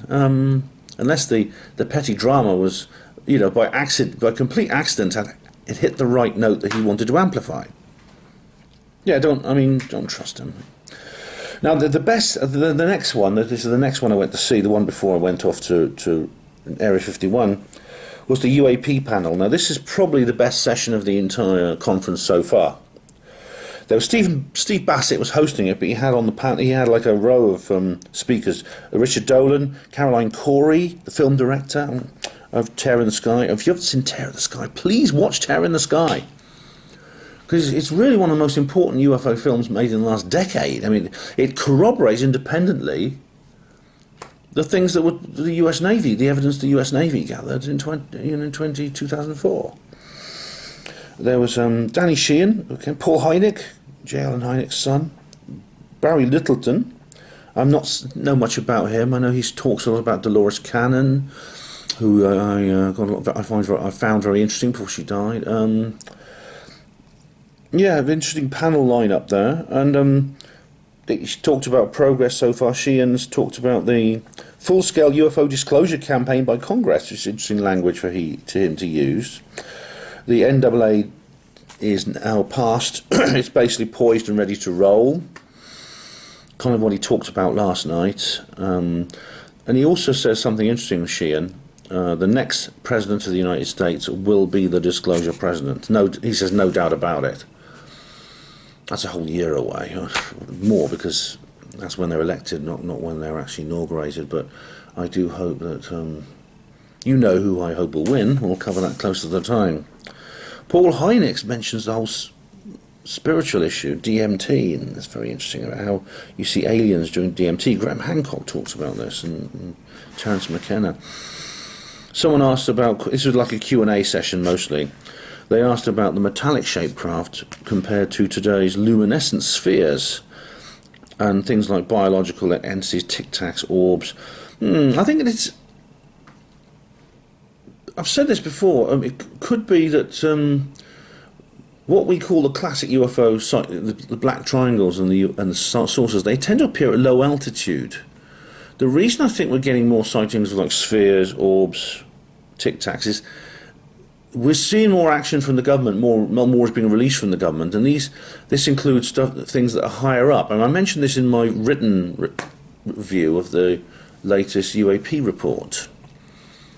So it could be that's why we're seeing more of those, is because we're now seeing more being released by government, and those things tend to appear at higher altitudes, whereas the classic things people see on the ground, saucers, triangles, they tend to appear at low altitudes, maybe below the sensitivity settings of the radar. It's a big subject. I'll say more about that later. Richard Dolan says there's no doubt there's more of them. Now there was a very interesting, he said 1936 in Canada's Northwest Territories there was a big sighting there, but generally he says Dolan does believe they are more common now. Literally they are more common now than they were. I interested to see that it appears that I saw a dog wandering around in the auditorium.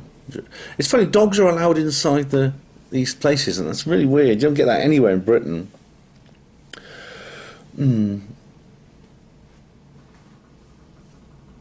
Oh, there we are. Dolan talks about disclosure versus confirmation, but he has a different definition to me. He says disclosure for him is the confirmation that Bryce Zabel talks about. That's just the government just say they have it. And he says disclosure with a small d is just them coming out with the details. I just use different terminology.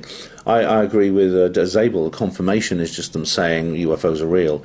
Disclosure with a big D is all the details. And disclosure with a small d is just releases of small, low-level evidence. There's more about what's this? Steve mentioned this actually, just the confirmation versus disclosure thing. Yeah, USOs, unidentified submerged objects, have shot down aircraft carriers, and Richard Dolan says, look, they all know, they must know about this, but they, but they just don't talk about it. One thing that Dolan and I probably both changed our minds on at the same time is this idea that you can have a controlled disclosure. I used to believe it wasn't possible. He did too.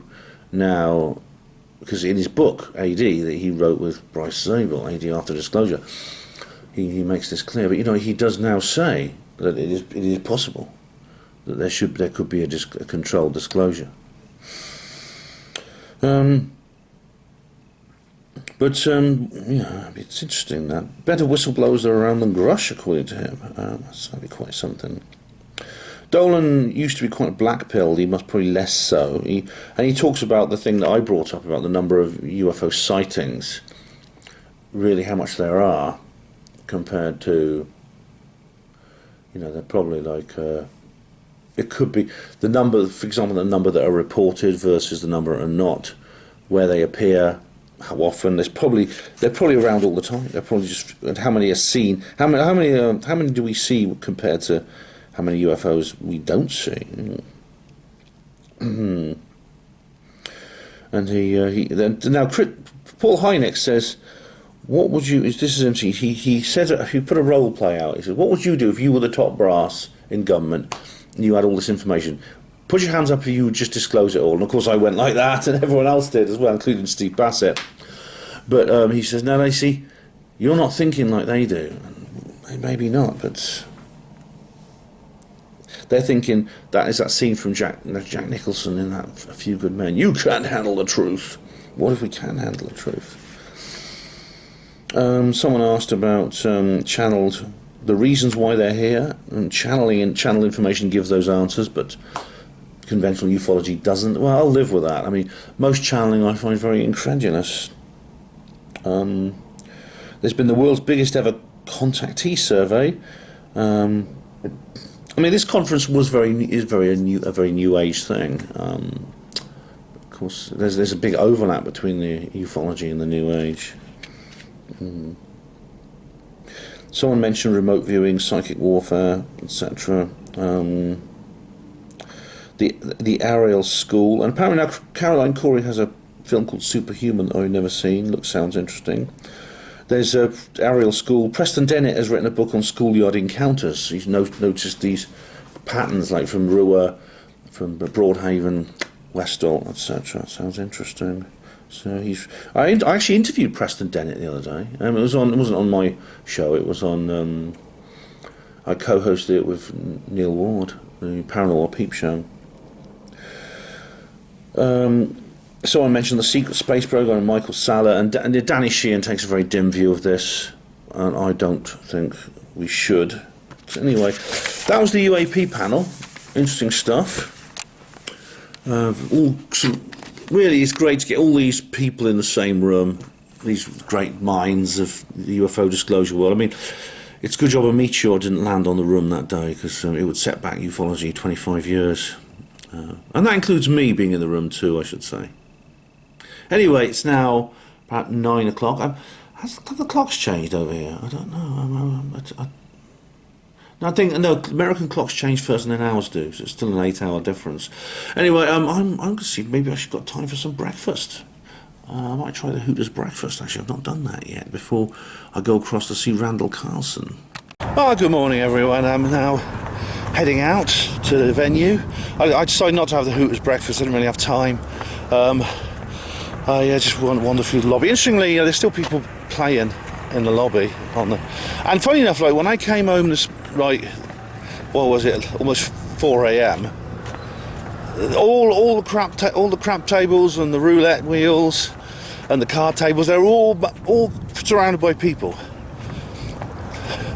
Like 4 a.m. on a Sunday morning, people, nearly all of them, none of them, hardly, or maybe one or two of them, of the dozen or so in the lobby, were unoccupied. Maybe because it was Saturday night, and but Las Vegas really is New York City is not the city that never sleeps. Las Vegas is, I'd say. Anyway, I'm now going a slightly different way to the venue. I thought I'd try a new route. It's actually slightly... There's the Oyo, so you can see that there. That's the Oyo Hotel. Now, a slightly different route. This is actually called Duke Ellington Road, named after the famous jazz performer, I assume. And I'm just going to cross over. Look how wide. This is only a little road. This is a small road in Las Vegas. Look how wide it is. It's as wide as the main road in England. And we're heading for... I'm heading for the venue. It's a slightly more direct route. I mean, you can even see it when you look out the window. I mean, my window's somewhere up there, in that building there. You can see this road when you look out the window, and I probably showed it to you actually from up above. And we're heading down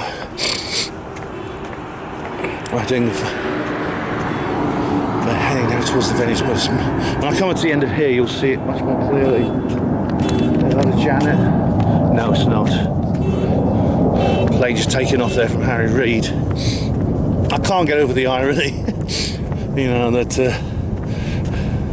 that Las Vegas have renamed their airport. It used to be called Las Vegas McCarran. It was like for about 25 years. And then, God bless them, they named it after a local character who is one of Nevada's biggest UFO enthusiasts. The main airport is named after him. How about that, eh? Yeah, Harry Reid was a real hero when it comes to all this. And he really was. He was interviewed by people. He was interviewed by people like, not Art Bell. No, he's not that far down the rabbit hole. But I can't remember who he's interviewed by. These, I think, are some of the few residential areas I've seen in Las Vegas. I think this is a hotel. I think it is actually residential flats like these over here, probably quite upmarket. To live this close to the strip, you'd have to probably be quite well off. But anyway, guys, here, Desert Rose Resort. No, I was wrong. It is a resort. Maybe this one is too. Possibly, we'll see in a minute. Possibly these are self-catering facilities. What's over here? Yep. Apartment leasing office. Oh, right. Okay, these are residential. Hey guys, when you come out of here, you'll see how close we are to the venue. So, let's have a look. Let's have a look when we get to the end of here. Colin and Mark, just for once, they're actually awake before me, and they've gone ahead of me. So it makes a change. This is the last day of the conference coming up. Funny enough, I don't feel any post-conference blues at all. However much I have enjoyed this event. Now, funny enough, I thought this looked a bit small to be the Las Vegas Strip. Yeah, right. Okay, this is the sort of area I was walking around the other day when I was looking for the Janet Terminal. There it is, you see, there's the Luxor. So I've got to go this way, right. So it's not as direct a route as I thought it would be. Not to worry. Always worth exploring for new areas and new ideas. And now I'm going to get to this road and find there's no bloody crossing. I might get to the end of this road and find there's no damn crossing. There's no way I can cross the bloody strip without a crossing. So anyway, here we go. Hello, Janet. can hear a plane taking off. Can't see it. Not to worry. Yeah, I've had a good time here. No post-conference blues at all though, however good. This conference has been brilliant. It's been probably in my top 5 actually of all the conferences I've been to. I must be in silhouette, sorry about that. But no post-conference blues. On the contrary, I'm looking forward to going home. I'm really looking forward to going home. And it's not, I'm looking forward to going home because I had a lousy time and I can't wait to get away. No, I just feel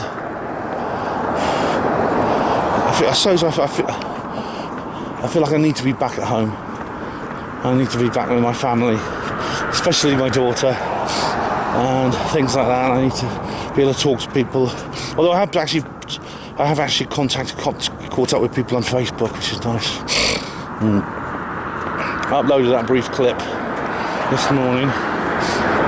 So yeah, I mean, what I've just uploaded, I've actually uploaded a. You'll have already seen it in this production. I decided to upload a highlights reel, which includes all the footage I took at Rachel of the Little Alien. I edited. I use it using the very, very bad movie editor I've got on my laptop. Thankfully, I'm not dependent on, because I have a better one at home. But I uploaded that to Facebook, posted it on all my groups. So yeah, good job. Nice one. All right, guys, nearly there, my friends. There is the big black pyramid, and now I've just got to find a way across the strip, and which presumably will be by crossing, and we will. But the first speaker I really want to see is I could have got up early and seen Tracy Garbutt Dolan, but I wanted to sort of do a bit of recording. She's very interesting, Tracy Garbutt Dolan, but still I wanted to do that recording. So here we are. Right, guys, we've just been we've had the crossing reactivated. We've got the white man on the crossing. Hang on. Can we go now? Oh look, we've got I think it's a wedding. Classic cars, man, look. As one guy said, it's the only way across the road. Right there, hey you, right there, go. Go. Nice cars, man, look at them. We've been held up for these cars across here. That policeman there is told to go back. There's a convoy of these old classic cars.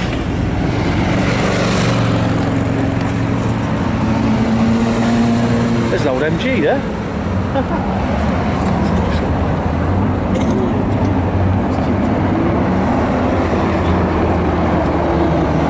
Oh, look at this. It's like an old racing car.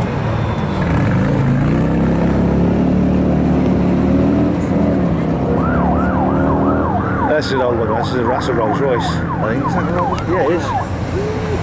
That's an old roller, man. Look. Wicked. Oh, a VW Beetle. Classic. That's a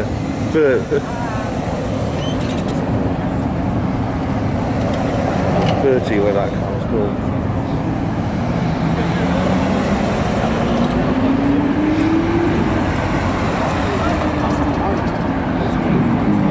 There must be some kind of classic car festival today.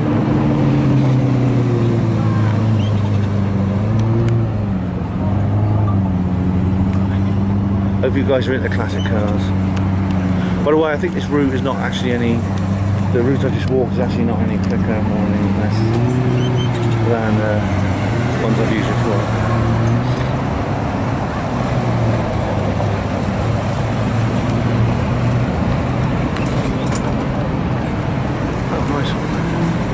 That's ancient. Look at the shine on it. That's got to be 100 years old. But look at the shine. Hey, nice one, mate. Nice car. Look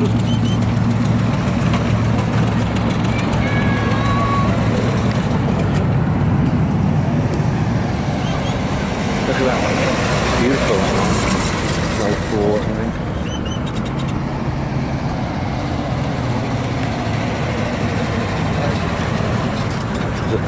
That one's really been looked after, hasn't it? That one's got to be 100 years old, but look, looks like it came to the line yesterday.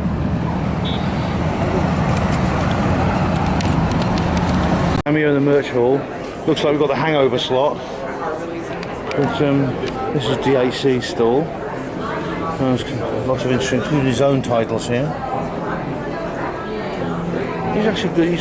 I've got. That's a bloody good one. That is. Very good. There's a Mike Barrow there. Mike Barrow's books. Yeah. Dark Moon, following the whistleblowers.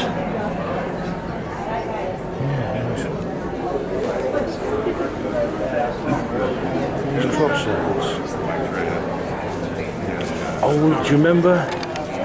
Do you remember my Apocalypse video?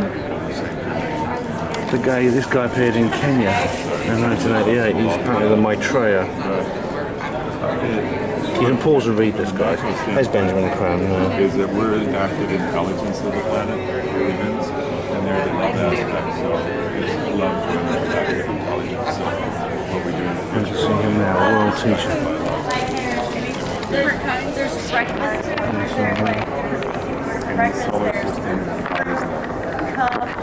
So if you just look at my Apocalypse video, you'll see all kinds of stories that were told about that guy, like how he disappeared into thin air, things like that. And I'm going to have a continuing walk around here.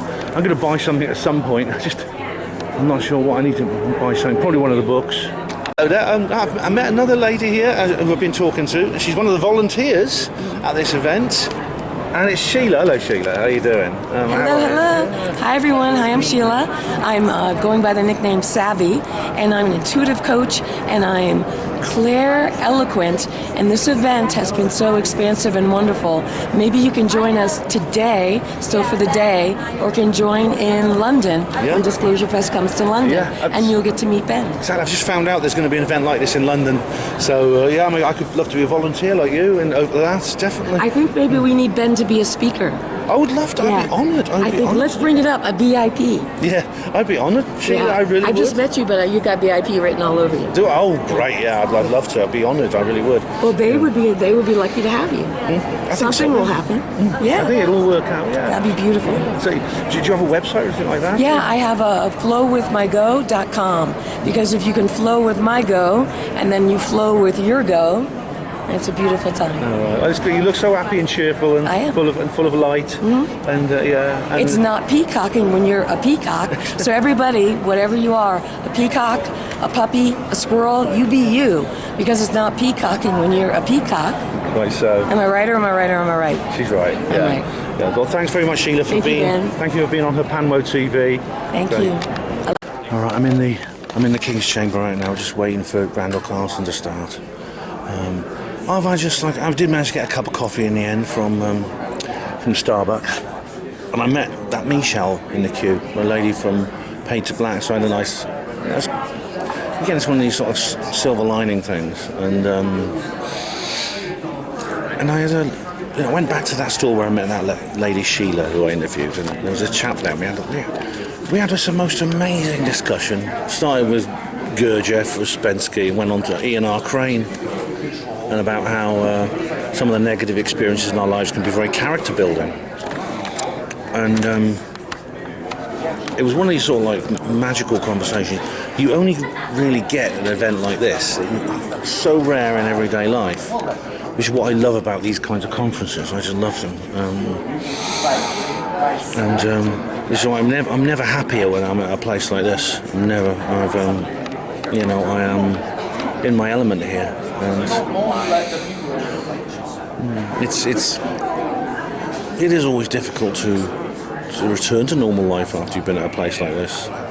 It is a real decompression into the underworld sort of situation. But at the same time, you know, I've mixed with that is the strong desire I have to go home, to be home, and the relief I feel. I think I feel a lot of relief and a lot of happiness when I do go home tomorrow. I'm sort of, I just think tomorrow, 4 p.m. the plane takes off, and 10 hours later I'll be home, 10 and a half hours. So but we had this lovely discussion, this guy called Vic and that Sheila, that lady, that really nice lady Sheila, who I was really getting on with. But you know, I try to bring the kind of cheer I get at these kinds of events, the kind of happiness and the energy that I get at these events. I try to bring them into my everyday life. That I think is my purpose. That's what HPANWO is all about. I think that's Randall Carlson. Yeah, you can't miss him. Yeah, that's him. Always an interesting chap, so I look forward to this, I think. And 1 cycle ago, the vernal equinox would have been stationed right in here. If we go across this, half of a cycle ago, 12,960 years before present, we're within a few decades of an event that is known as the Younger Dryas. How many of you ever heard that term? Yeah. All of you, I hope by now. There was a time not too long ago when I said, how many have heard of the Younger Dryas? No hands would have gone up, so we're making progress. I've seen Randall there behind me. I've just seen, this has been the best presentation of the conference so far, without a doubt. Yeah, and they've been really good, but this has been the best one. And I've learned so much today. I mean, I've listened to Randall on the Joe Rogan Experience and some of his other shows, but he put in some new information here about him. He says there's a free energy device being used in London right now at a power station, London, England. But I live like 2 hours drive from there. I mean, maybe I'm going to ask him more about it if I get the chance. I mean, he's got a lot of people asking questions now. But I will try and find out more about that, because of course it needs a HPANWO TV visit. Just had a really interesting conversation actually with a chap at the Maitreya stall. Now, who's oh, look at these are lovely, beautiful stuff. Hey there. But he was like, because of course I've been interested in this, and you may have seen the picture of the strange man who appeared in Kenya in 1985 or 1988, and of course regular viewers will know I covered this in my Apocalypse Soon talk and various other events I've done like that. I had a long discussion with him about that, and we talked about like the changing of the eras and things like that. By the way, Randall Carlson, I'll say more about Randall Carlson later because he was like really, really interesting. But I was just like, I was blown away because he started saying that the meetings of the Ascended Masters, as he calls them, he said might happen in 2025, and I pointed out, that's just 25 years after the changing of the end of the second Gregorian millennium, and of course in 2012 we had the changing of the Mayan calendar long count, and according to some Indologists, 2025 is also when the Kali Yuga gives way to the Arya Yuga or Satya Yuga, which means the age of gold or the age of nobility, and that as a result we have all these different changing of the ages at the same time. Hey, how you doing? Is it? Yes, I did. I had a lovely time. All right, mate. I'll see you later. Sorry? I'm actually. Oh, I'd love to, but I'm going to see Ronnie LeBlanc instead.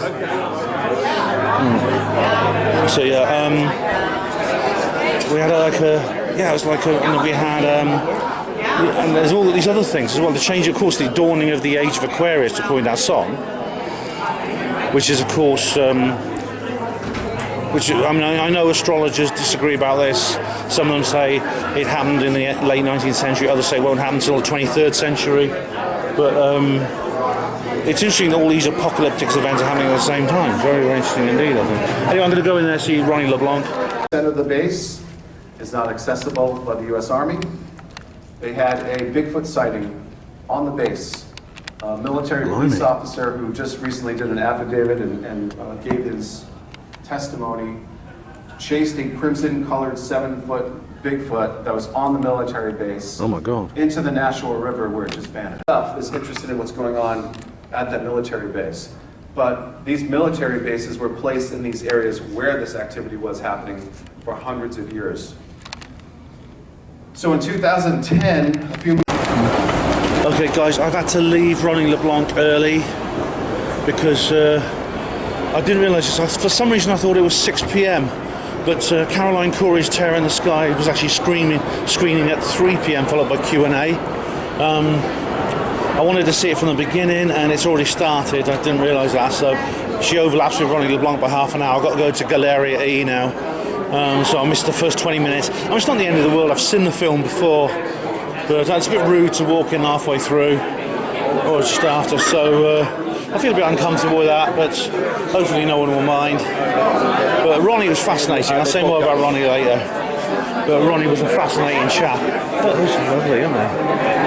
It's difficult not to get distracted when you're walking along here. I might get that book actually. I might get that Grail Quest book. But, yeah, that makes sense. Anyway, it's Galleria E I've got to go to. Alright, here we are. Okay, I've just watched A Terror in the Sky. Caroline Corey, the director, is supposed to be here to do questions and answers, and she's not here. So, but if I can go through it with you, I can go through some of the points with you. Actually, I might as well while I'm here. This is what this is. Showing the walls are so thin, I can hear a voice coming through from Galleria D. I must say it was quite nice. It's not necessarily a bad thing because when I was in the King's Chamber on the UAP panel, I suddenly heard this noise next door. It sounded like someone banging boxes around the place. And I suddenly realised it was the Indian drumming started again. And I thought to myself, that's really cool. That's really cool. But anyway, yeah, what this team has done is essentially said, well, if the government won't tell us, we'll get the data ourselves, we'll get the evidence ourselves and publicise it. Because the government, all they've done is basically the same thing that the US Navy did. The US Navy, with its instrumentation, gathered this evidence, and in the area in the channel between the California coast and Catalina Island, and then they've only released some of it and won't release the rest. So what the UAPX team is doing is they're trying to get information, independent confirmation of 2017, and I think if they can do that with this particular case, they can do that with everything else. They can do that with other cases. So I'm wondering what other cases they could use. Now, some of the people, like for example, for those of you who listen to HPANWO Radio, you'll know that I've interviewed David Mason and Dave Altman, who took part in the film. If you've not seen the film, please do go and watch it. It's got to be one of the most important films of the last decade in terms of UFOs. But for that reason I've just told you. There was other people as well, Travis Taylor. Interviews, little sort of like segments with William Shatner, Captain Kirk, and Michio Kaku, the scientist. Yeah. Let's have a look over here. David Mason actually invented a machine that could take, basically it was a transducer for turning visual data into sound and vice versa, which essentially was an attempt to both gather the signature management, as it's called, from the objects and possibly reply to them, or somebody simply send it back to them in a form, but also allow us possibly to have some kind of communication. Now, this didn't happen, but we didn't get the chance to talk to these things, but it's still a great idea. There's all kinds of weird things in what they gathered. I mean, for example, some of the objects appear and disappear. They don't like, it's not that they're zooming off at high speed, very high speed. They're kind of, they're not kind of zooming off at high speed. They are, what's the word? They're almost like they're unveiling. Now, this is something that Kaz Clark described when it comes to the Pentach UFO. It's almost like they're coming through some kind of screen or filter or curtain. So they slowly become more solid and go away again. Now, the Doctor Who's TARDIS used to do this, and it's like that. So when an object appears and disappears very, very quickly, you see the object, then it changes shape slightly, and then you see it you see a very small object, as if it's sort of like coming through like a, it's like coming in like that, it's like going like that. My hand does, you see the big hand there, and suddenly it goes like that, and suddenly you see a little bit of it on the next frame, and then it's gone. It's like that. It's very, very strange. That indicates there is some kind of interdimensional effect. Very strange. The Osiris team in their little van, if you watch the film you'll know what I mean, they discovered an object on some of the cameras but not the other. So they have like 3 cameras, it appears on 3 of the cameras but not the last one, which is very odd indeed. That shouldn't happen.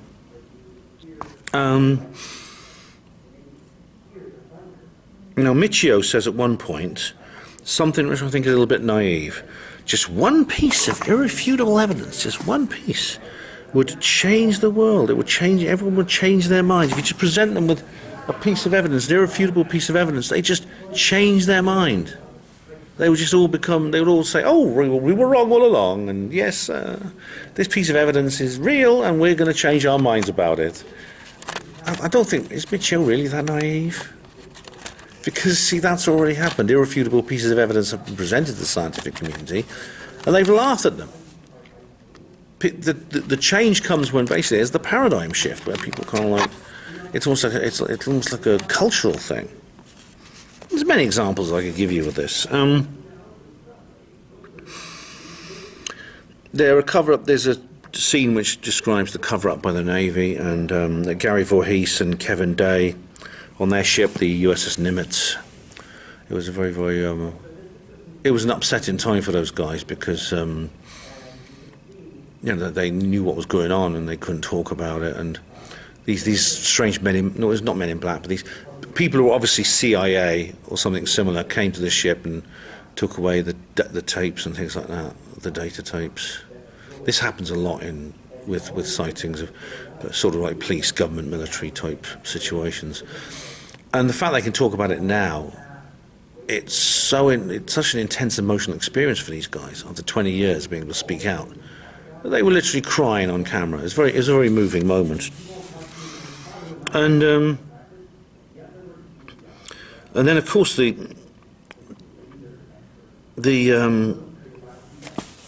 title, A Tear in the Sky, what does it mean? Well, firstly, they detect objects dropping from the sky into the sea, from very high up into the sea, from up to 64,000 feet up down into the sea. But dropping is the wrong word, because things that drop implies falling.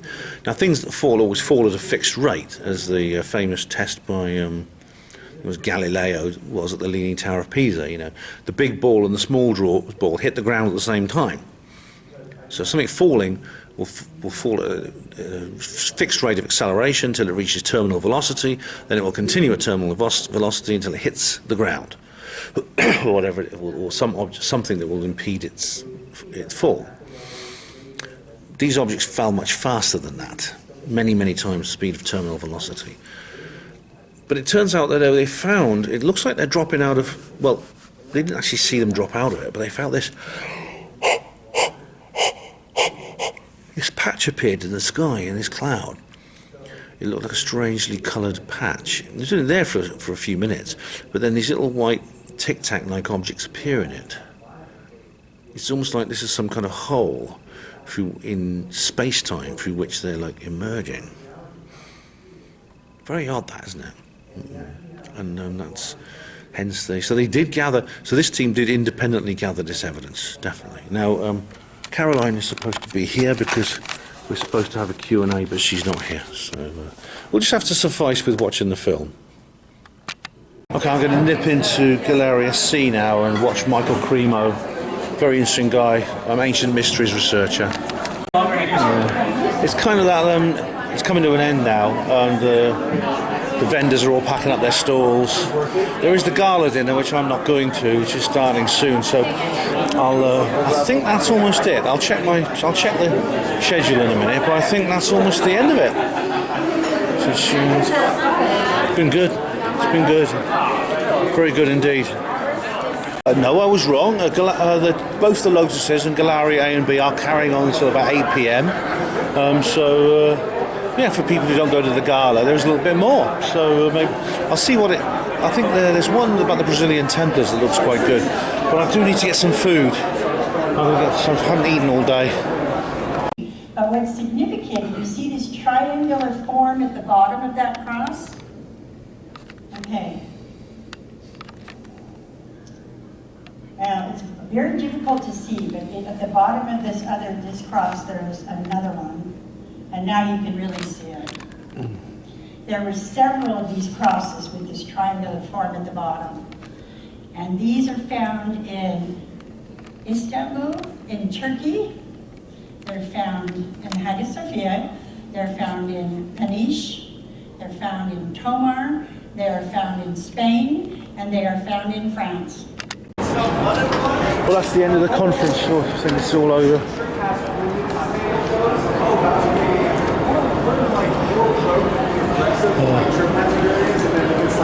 Thank you for everything. It's been really good. I had a lovely time. I did. That's it. Right, I'm going to the food hall, I think. Have have a meal. Yeah, I thought I'd have a bit of pizza. Maybe I'll have one of their pizzas there. I've not had one of those yet, so here we go. Alright guys, I'm leaving the Luxor now for the last time. The lights are going, so it's night time. That place really has the Las Vegas smell. It really does. I mean, it's hard to describe. How does one describe a smell? It's like, with vision you can say what... If I see something, I can see that tree and I can say that's green and brown, it's tall, it's got frondy bits on the top, things like that. But how do I describe a smell in that way? I don't think I can, but I could just say that, you know, what I mean by the Las Vegas smell is like it's a smell that seems to be on most things around here in this city. And it is a kind of like I said, kind of strawberry, perfumey, slightly kind of ozone, rubbery smell. That's what I mean by the Las Vegas smell. And there's no way I can describe it unless you smell it yourself. It's a thing, like I said, there's no words to describe smell. It's very difficult. That's me out the Luxor complex. The conference is well and truly over. I've taken my lanyard and badge off. Although I'm allowed to keep that. I went to the desk and asked that Sheila, I says, what do I do with this? And I'll keep it as a souvenir. They gave me this bag as well. I'll go through these when I go to my souvenirs section of this video. I'll go through this and everything else. Yeah, look at this. There's a lovely little garden here, isn't it? Look, it's almost like kind of botanical gardens. What's this here? There's a plaque that says, "To those who went before, to those we salute you, lest we forget." Oh, I think it's maybe a mum. Yeah, that's the flag. Yeah, it's the flagpole. Yeah, I think it's Veterans Day today, as well as Remembrance Sunday. Now, question. I don't know how, it was a long time ago actually. Do you remember on Friday morning when I first arrived, this chap came up to me and he gave me like a USB memory stick, and he said, "Oh, this is my movie," he said. And I said, "I've got nothing to plug in." "Oh, just keep it," he said. "Just keep it." He gave me this USB memory stick, and of course several things I could do with that. I could take it, plug it into my laptop and see what he means by the movie. But should I do that? I thought to myself, you don't know what, if someone, a complete stranger hands you a piece of software, especially like it's on a memory stick, like a memory stick that costs like about £10 or something, and they say, "Hey, have some of this." Why do they want you to plug it in to your device? Will it have a movie in, or could this whole thing be some kind of booby trap, some kind of electronic booby trap? By that I mean it may contain a piece of malware. Maybe what he does is he gives these things out. They contain some of that malware, where suddenly this sign comes up saying, "We've encrypted everything on your computer. Please pay us 2.5 Bitcoin, and we'll give you the password to release it," or something like that. It could be one of those kinds of ransomware, I think they call it. It could be anything. It could be a Trojan that that picks up my credit card details and things like that. So what I decided to do in the end, you may agree, you may disagree, I decided to dispose of the memory stick without using it. So I threw it in the bin. I mean, of course, you could say, well, Ben, what did you do that for? That could be like a guy with a key to disclosure. He could be some kind of whistleblower, and you've thrown it away. You've thrown away like all the secret files to Roswell or Penturk. Yeah, maybe, but at the same time, I could have just saved my computer from being completely messed over. More low-flying helicopters. I had to make a decision, and I don't know this guy, I don't know who he is. He looked a bit of a delinquent, actually, sort of young, long black hair, slightly sort of chavvy, And alright, that's a prejudice of mine, but call it that if you like, that's what it is. So I decided to dispose of the memory stick, and I did. Alright guys, I'm going to take one. This will probably be my last walk back in Las Vegas now, and next time I leave the hotel may well be on the way to the airport. So yeah, it's been a good conference, really good conference. I'll say more later in my summing up. I've still got to do reviews of some of the speakers. Well, good morning everyone. It's Monday, my last morning in Las Vegas, and to be honest, I'm really looking forward to getting home. I really do. I really am. I'm really. I'll say more about my general feelings about this mission later. I'll do a little debrief at the end. But first things first, I've got to cover the speakers from Sunday, which I haven't really talked much about. The only one I've covered, if it's not a speaker actually, it's just the movie, is A Terror in the Sky. As I said, that was a disappointment because Caroline Corrie actually didn't turn up to do her Q&A, which was a bit annoying, but there you go. Still a good movie, like I said. Randall Carlson, right. Randall Carlson has been taking the old... Excuse me. I've had this mild running cough the whole week. It's probably, again, it's the low humidity. It'll probably go away when I get home. Or get back to England. Randall Carlson has been taking the alternative world by storm over the last couple of years for his vision and his research into the alternative history and prehistory and archaeology and geology, but also in the free energy domain more recently. But this one was about. This was a good general overview of his position on various things. He refers to a book called Hamlet's Mill, which sounds very interesting, which has an interesting quote. Was it? I didn't write it down, but it's civilization goes by what is generally agreed on and can change at any moment, or something like that. But anyway, we all know about the natural cycles of the Earth: the day, the time it takes the Earth to rotate on its axis once; the month, that is there's calendar months, within which the year is subsidised into 12, but the word month actually comes from the idea of the cycles of the moon, which is slightly shorter than the calendar month. And of course the year, which is the time it takes the Earth to rotate in its orbit around the Sun. But there are greater cycles than that. There are other cycles, longer ones, much longer ones, some so long that it's very difficult to measure them or even be aware of their existence, because they cover many thousands of years in some cases. Interestingly, according to him, the human origins date back about 180,000 years for HSS, that's Homo sapiens sapiens, our own species. Although I know people like Michael Cremo believe they go back even further. I'll say more about Michael Cremo in a minute.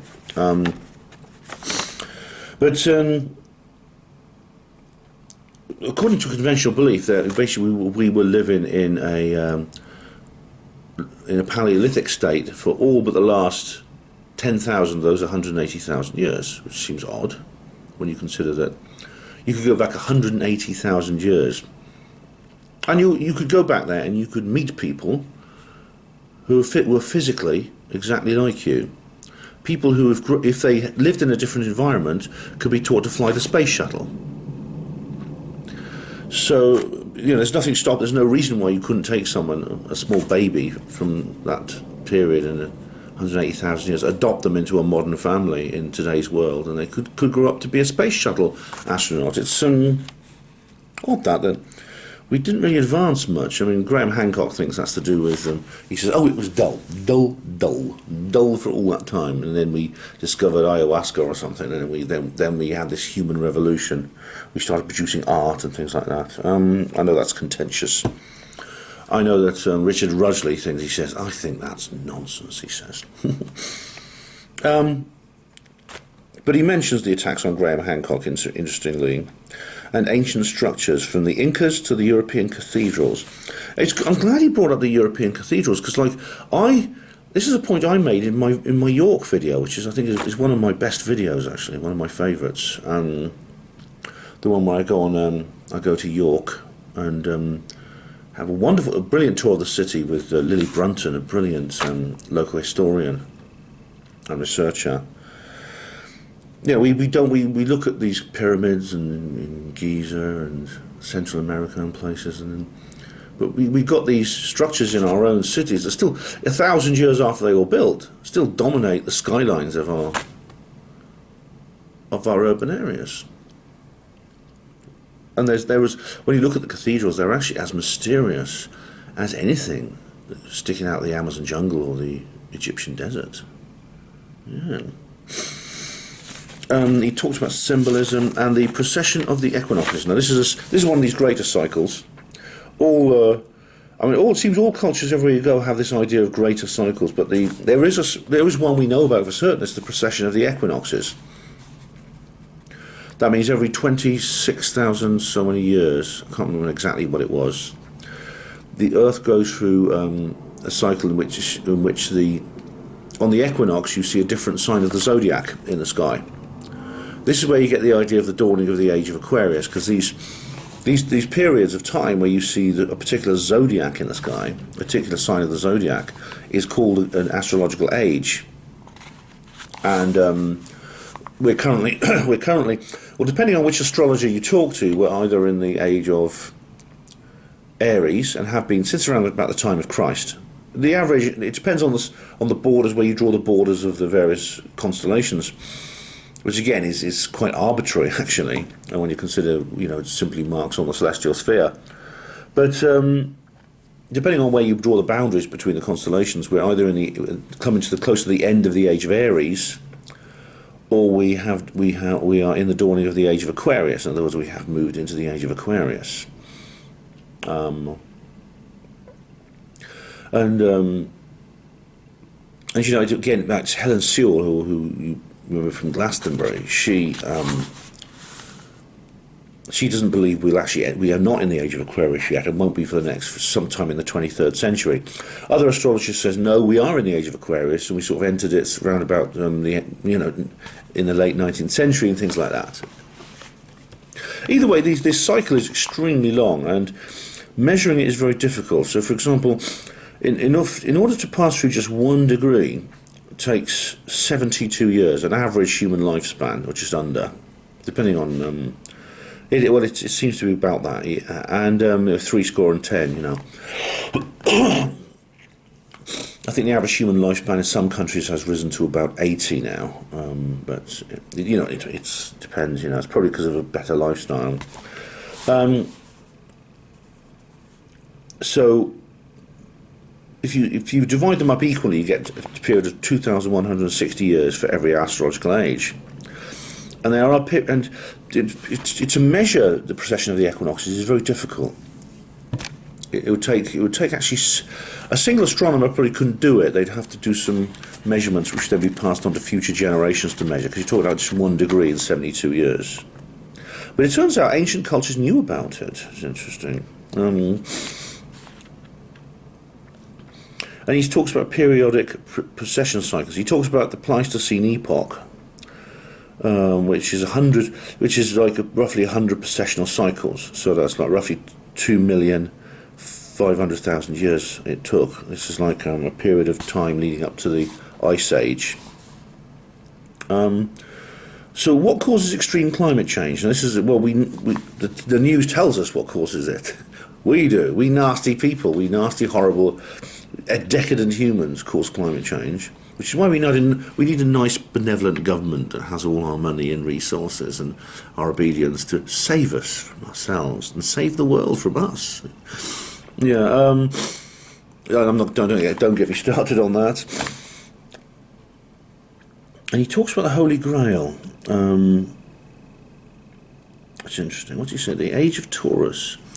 Right. The Age of Taurus started 2,400 years ago and then became Aries in around about the time of Christ. I mean, so there's some people like Ralph Ellis have tied this into to mythology. For example, the golden calf of the Old Testament, which, if you know, when you consider that, 2,400 BC, yeah.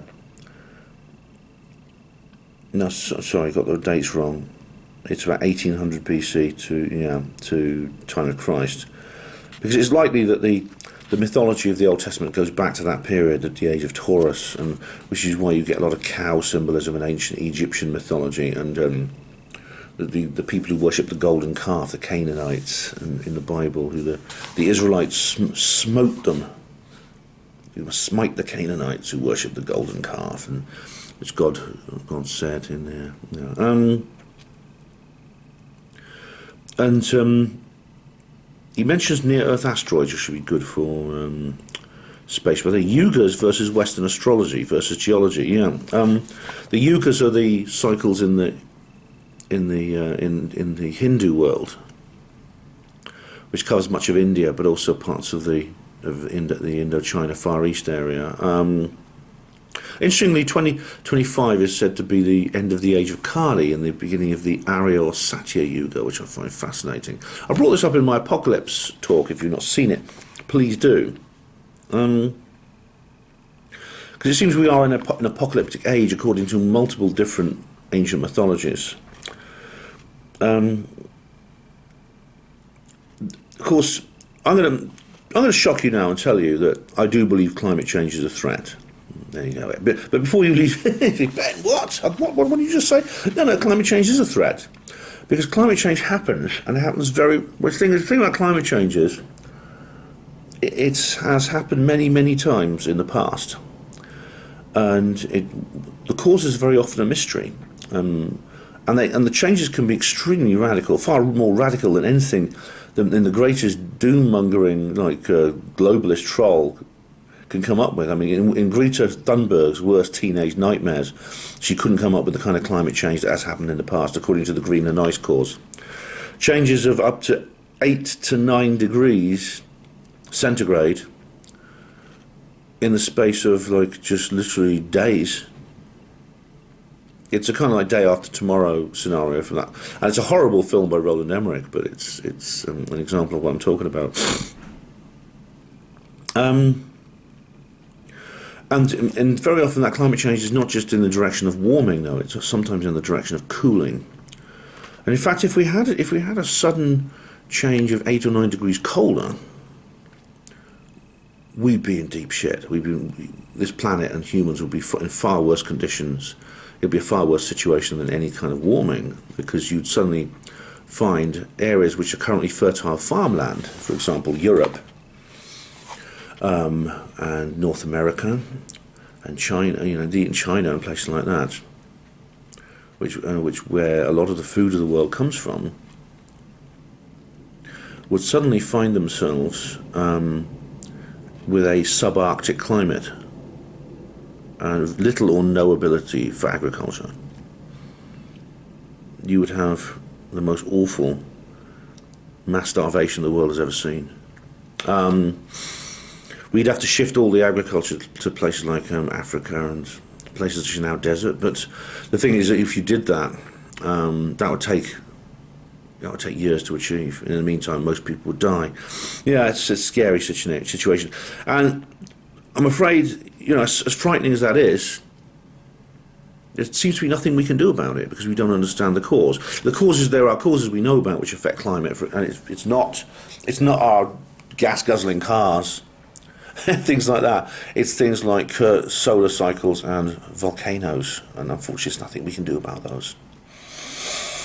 And also celestial impacts, like comets and asteroids. That's why he brings up, this is why I bring these things. This is why I do a space weather report every week on HPANWO radio, on the HPANWO show on HPANWO radio. Because of course the mythology is full of stories of floods. Not just Noah's Ark, but the story of Atlantis.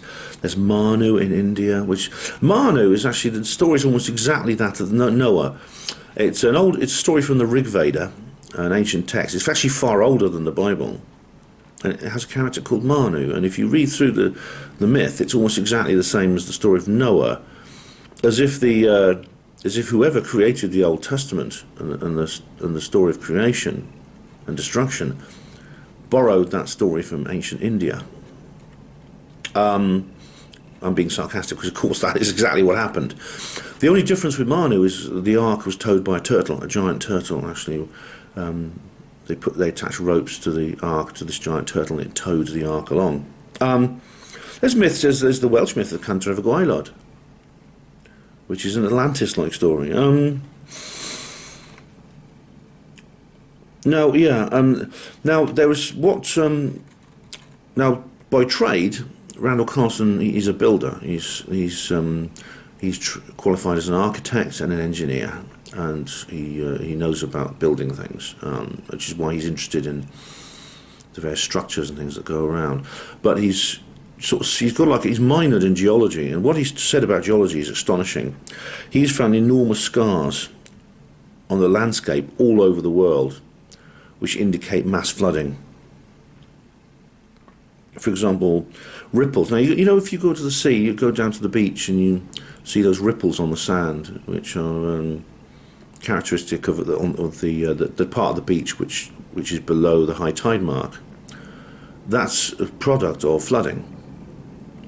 But then he has seen ripples like that in places like Kansas and Alberta, Canada, which are like huge. They're literally like hundreds of feet across. He saw signs of enormous waterfalls, about 10 times the size of Niagara Falls. Vortex bores, like this is caused by whirlpools, usually with lots of rocks and things in them, literally drilling holes in the ground.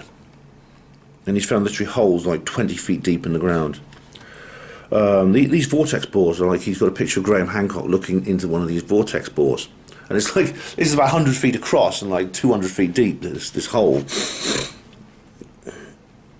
So it's this incredible thing that was caused by something as benign and you think harmless as a whirlpool, but this is an enormous whirlpool, one like hundreds of thousands of feet across, which can literally drag giant boulders and lumps of huge icebergs and things like that into it, which literally drills holes through solid rock. And then people say, well, and like the skeptics who attack people like Graham Hancock say, well, where's all the old cities then? Where's the ruins from the old cities? And Carlson said, well, firstly, Graham Hancock has found ruins of old cities in some places, but most of them are gone. Most of them are gone. I mean, if you could have like a Silurian thesis. The Silurian hypothesis says there was a previous civilization on the Earth, maybe not even a human one, maybe from some species that went extinct. That's culture could build cities that rival our own, but they would have been utterly destroyed by this catastrophe. And there would be people say, "Where's the pottery?" The pottery is destroyed. Everything's destroyed by this flood. And he's found impact craters which cause astro impacts. That's what he said. Astro impacts are like the cause of some of these things. Then he switches to free energy, which is very interesting. Yeah, and because he talked about this on the Joe Rogan show, and he's come up with this device called the Rank-Hills Vortex Tube. I don't think he invented it, but he's been promoting it. He mentioned it on Joe Rogan, and it looks very similar to me, like to the Schauberger coil. But I'm going to have to look into more. And as I said earlier, I wanted to ask him this question. I never got a chance to talk to him. It's called a thunderstorm generator, and apparently there's a power station in London using it. Where? Because wherever it is where I am going. I am going there, wherever it is. Okay, the next speaker is Ronnie LeBlanc, who you saw actually on the coach to Rachel. He did his little talk for us, and he is a Bigfoot researcher, but he talks about it more in the form of there being links to paranormal things. Now, I personally believe there is a Bigfoot cryptid, but there are obviously other creatures that resemble Bigfoot, which are kind of what Jonathan Downes would call zooform phenomena. They appear to be like animals, but they're not. They're more like there's some kind of ghost or paranormal phenomenon, maybe alien. I mentioned like the 1966 Presque Isle encounter. This was actually on a peninsula just on the coast of Lake Erie in Pennsylvania, where a group of young teenagers in a car, like having a picnic. They wanted to go up to the beach for a picnic, and they parked their car. Before they could get out of the car, it's a good job they didn't, they saw a UFO land nearby, and then a few minutes later, this Bigfoot-like creature came out of the woods and attacked the car, and there's actually scratches on the car's paintwork from its claws. They stayed inside and locked the doors, understandably, obviously screaming their heads off with fear. Now, is it a coincidence that the Bigfoot and the UFO appeared at the same time? There's no direct evidence linking the two, but it seems a huge coincidence, doesn't it? Now, he mentions the Sierra Sounds. Now, I knew what the Sierra Sounds were before I understood what they were called. These were some sounds recorded in. Well, you will know what this. If you watch David Paulides' Missing 411: The Hunted, he includes a segment on this. The Sierra Sounds were recorded in 1971 by some hunters in the mountains of eastern California. And they said, you hear this sound like that, and you hear woo, woo, woo, woo. This has sometimes been called the sound of Bigfoot, but it may be something else. Now, these guys took this thing very seriously. In fact, if you watch Missing 411, you'll know they actually built a palisade out of logs, behind which inside which they actually sheltered when these things, whatever caused these sounds, came near, because they were really frightened. So they hid inside this palisade. They went to a lot of effort to create it. You know, felling trees, cutting the logs and things like that. There's DNA of an unknown primate has been found in Kentucky. There's something called Jacob's images, which are I've never seen these before. They're quite interesting field. Was it trail camera photos of a ape-like creature? Oh. It was a Bigfoot sighting on a military base. Now, Ronnie comes from a place called Leominster, Massachusetts, USA, not to be confused with Leominster in England. And he says there's an area called Monsterland in near Leominster, which is a forested area, which appears to be kind of like the American equivalent of Cannock Chase. And when he was like a little kid on his bike in 1985, he had an encounter in these woods, which is very similar actually to that of Jan Maccabee in the woods where she was hunting with a bow and arrow once. And this wasn't, by the way, with Jan Maccabee, it actually wasn't in some remote area. These woods were like in a town, or just at the edge of a town, about 100 yards from her back garden. Oh, this is interesting. A new word, scopaesthesia. You ever heard that word, scopaesthesia? I will use it in social conversations to make myself sound sophisticated when I'm not. Scopaesthesia means the sense of being watched. We all know what that feels like. It's very like if you ever watched the film Predator, which is a really good action movie about an alien landing on the Earth and encounters this group of soldiers. It's very, very good. And the special effects in that film, because this creature has like a cloaking effect. He had an encounter with a ghost of an old lady in a bookshop. He found footprints in 2010. Sometimes you get things like the throwing of stones near structures. Now, Brooklyn Bridge, a famous road bridge in New York, is made of stone that was quarried near Leominster, interestingly. And as we know, stone, especially igneous rock, like granite, has a crystalline structure which some people say is connected to these strange phenomena. David Polides said there's a lot of, it's often in areas with lots of granite bedrock where people go missing. And then he talks about other things such as the Dover Demon. Now the Dover Demon, sea serpents, yes, sea serpents in Cape Cod, that's interesting. The Dover Demon, that's a creature that appeared, it's not an alien, it has an alien-like look to it, but it's four-legged, but it has like prehensile hands. And it was seen walking along a garden wall, a stony garden wall at one point, by some people. It scared the shit out of them.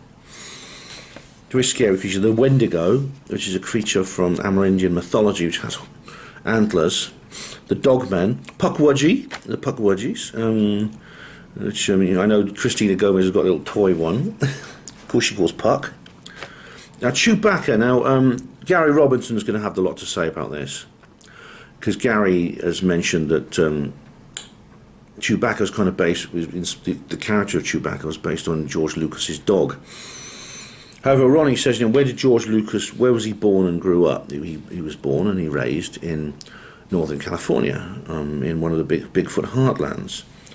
And although Gary Robinson will probably say otherwise, Ronnie thinks he must have heard about the Bigfoot thing. This is interesting. The Ewoks were based on the Pukwudgie as well, he thinks. I mean, Gary, do you know about this? Ronnie says that George Lucas based the Ewoks on the Pukwudgie, and there are similarities if you look at images of the Pukwudgie. Pukwudgies are creatures from the they're indigenous. It's another form of indigenous mythology from the tribes of the area around Massachusetts. But you look at pictures of them, how they're depicted by the Amerindian experts and the witnesses, and they look a bit Ewok-like.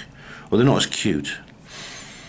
Photos blurred. Yeah, a lot of paranormal phenomena occur in Bigfoot sightings. Photos, cameras breaking down, photos not working. We've seen this in other situations where people try to get evidence, and they come across a weird encounter with something weird, a flying saucer or a ghost walking through the wall. They pick up their camera, their phone, and they go like that to try and activate the camera. Doesn't work. Happens a lot. Now, the Yakima Indians are very interesting people. They're indigenous tribes from somewhere. I can't remember where exactly they're from. Somewhere in the United States. They say a Bigfoot creature lived with them, because there's this guy we visited. I think it was California. And they said that this Bigfoot creature lived with them, but it was like an intelligent Bigfoot. It could talk, and it spoke to them and gave them lots of information. And funnily enough, at one point it said, "Oh, I'm very old now. I'm going to die. When I die, could you please take me into this particular area, this place, and just leave me there?" And so the people did that. When he died, they put him on a stretcher and carried him to the body to this area, and they left it in the woods. And this flying saucer came down, shot down a beam of light, and levitated the body into the craft. Funnily enough, there's something I never got the chance to ask Ronnie about. I might write to him and see. I've got his book anyway. You'll see that in the souvenirs.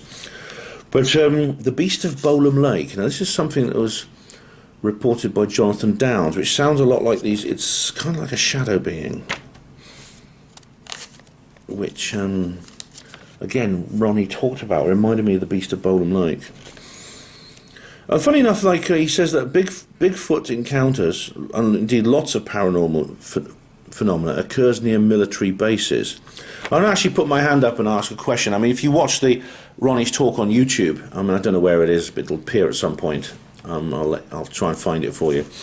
You'll hear me actually ask this question. I put my hand up and said, Ronnie, you say that a lot of these paranormal phenomena appear near military bases.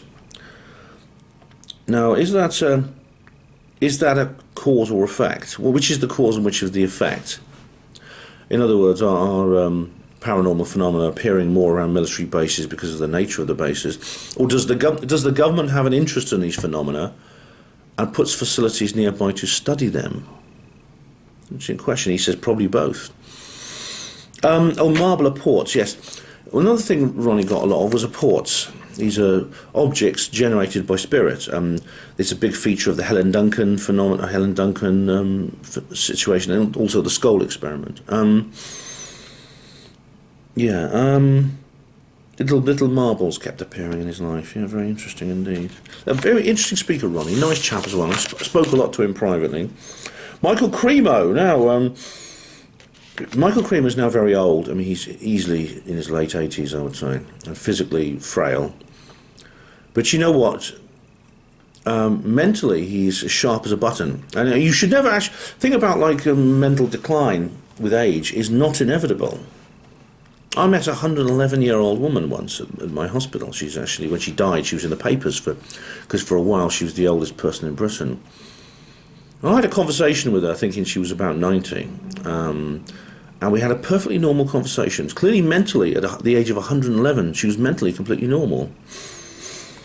Michael Cremo is the same. I went up to him and said, Michael, you probably won't remember me, but I met you in Bath. And he said, oh, Bath, yes. He says, oh, that's the ARC convention, isn't it? That lady, the dangerous, she wrote the book The Dangerous Man. And I thought, blimey, that's like 14 years ago.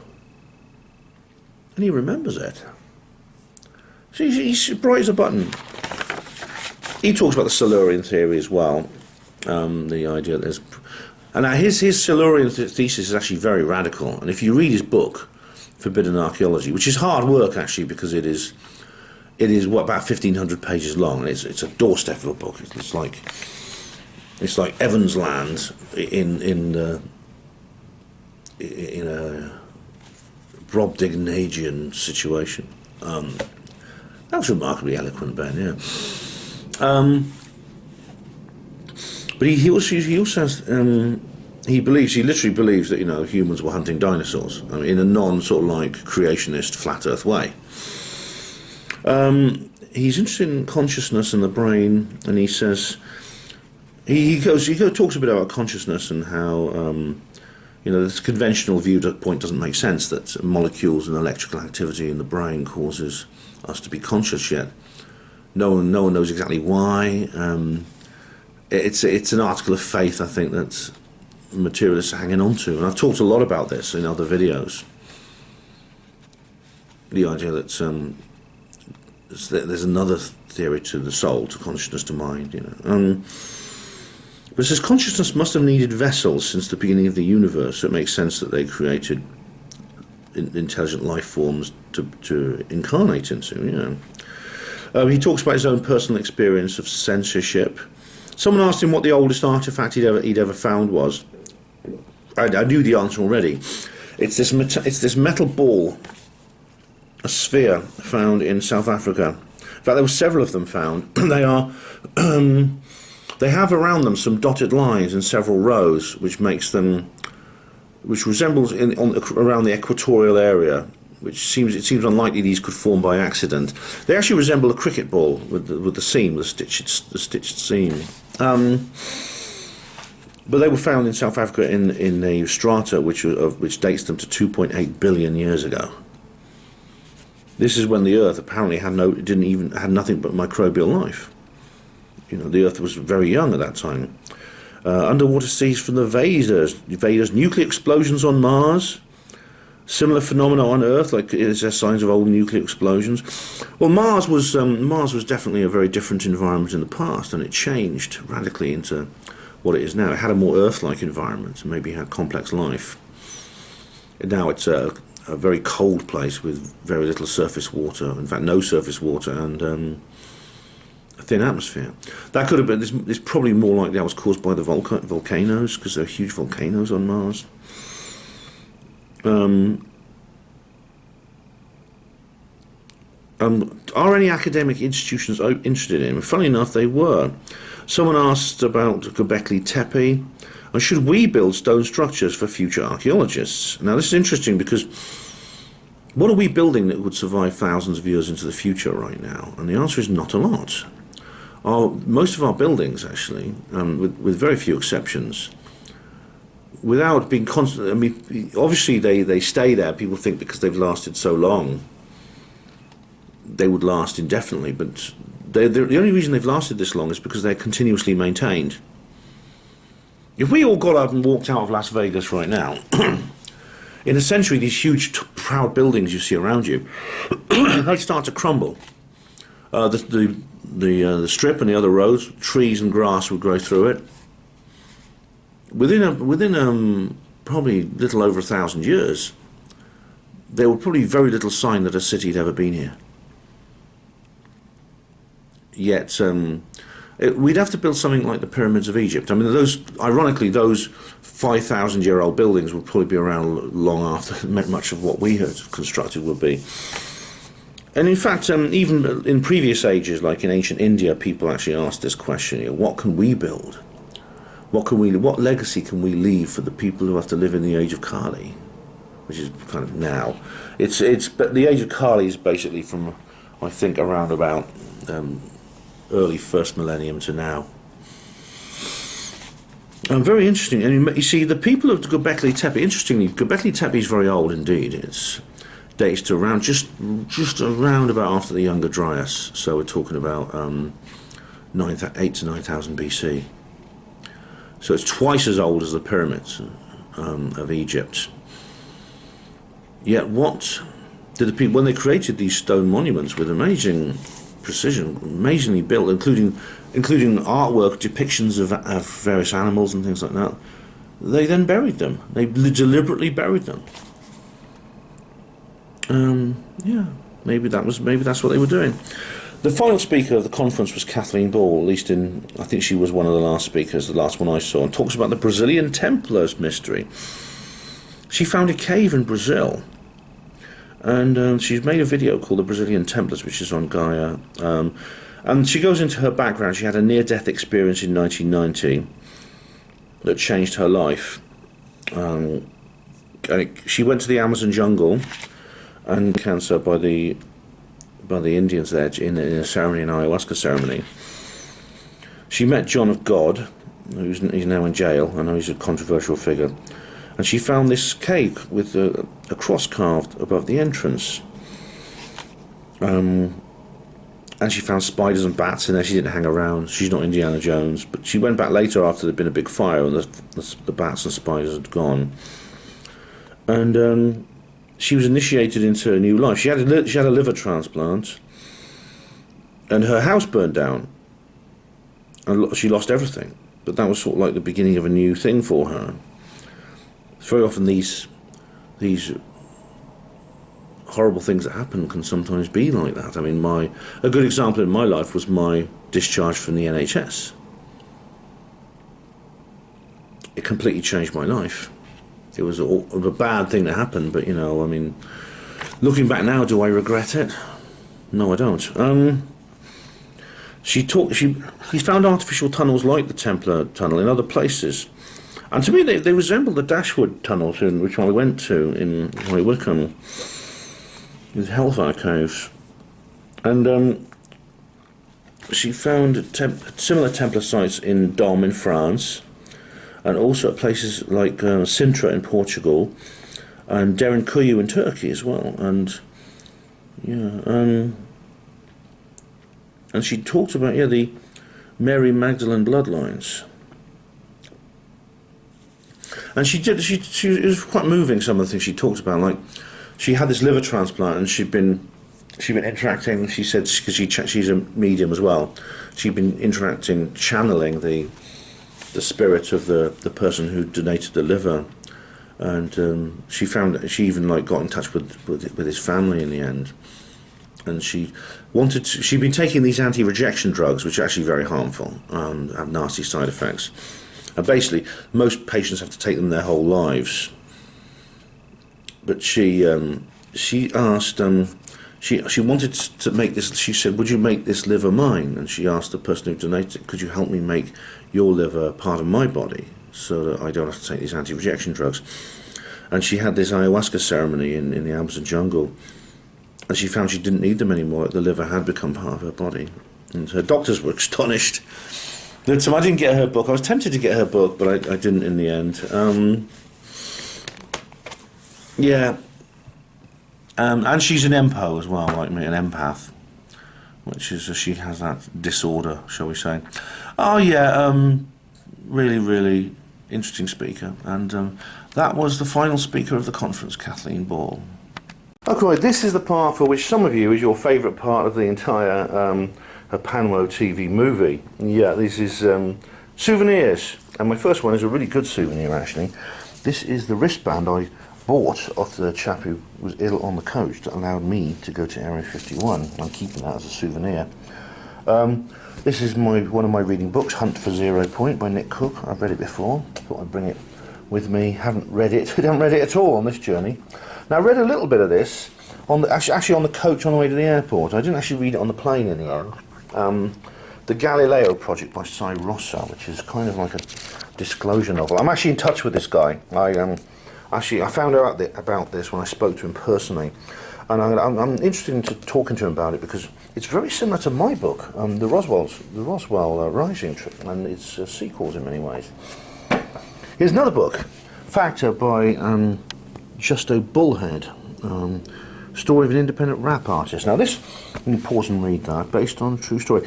This is just a book I found. I mean, you may remember this, but we found it. Oh, right, that's another thing. Yeah, I'm going to show you that. Colin and Mark and I just found this. Someone had dropped it or left it on the steps outside Caesar's Palace. Yeah, that's interesting. Oh look, this is it. This is the my Trump dollar or $100 note there. There we are. Look, in Trump we trust. Yeah. What's this? Adelita Sacred Channel for the Divine. Right. And these are various flyers I picked up. I must say, you know, this conference has been very like the Glastonbury Symposium. It's not been a ufological or conspiratorial conference, although it's included those things.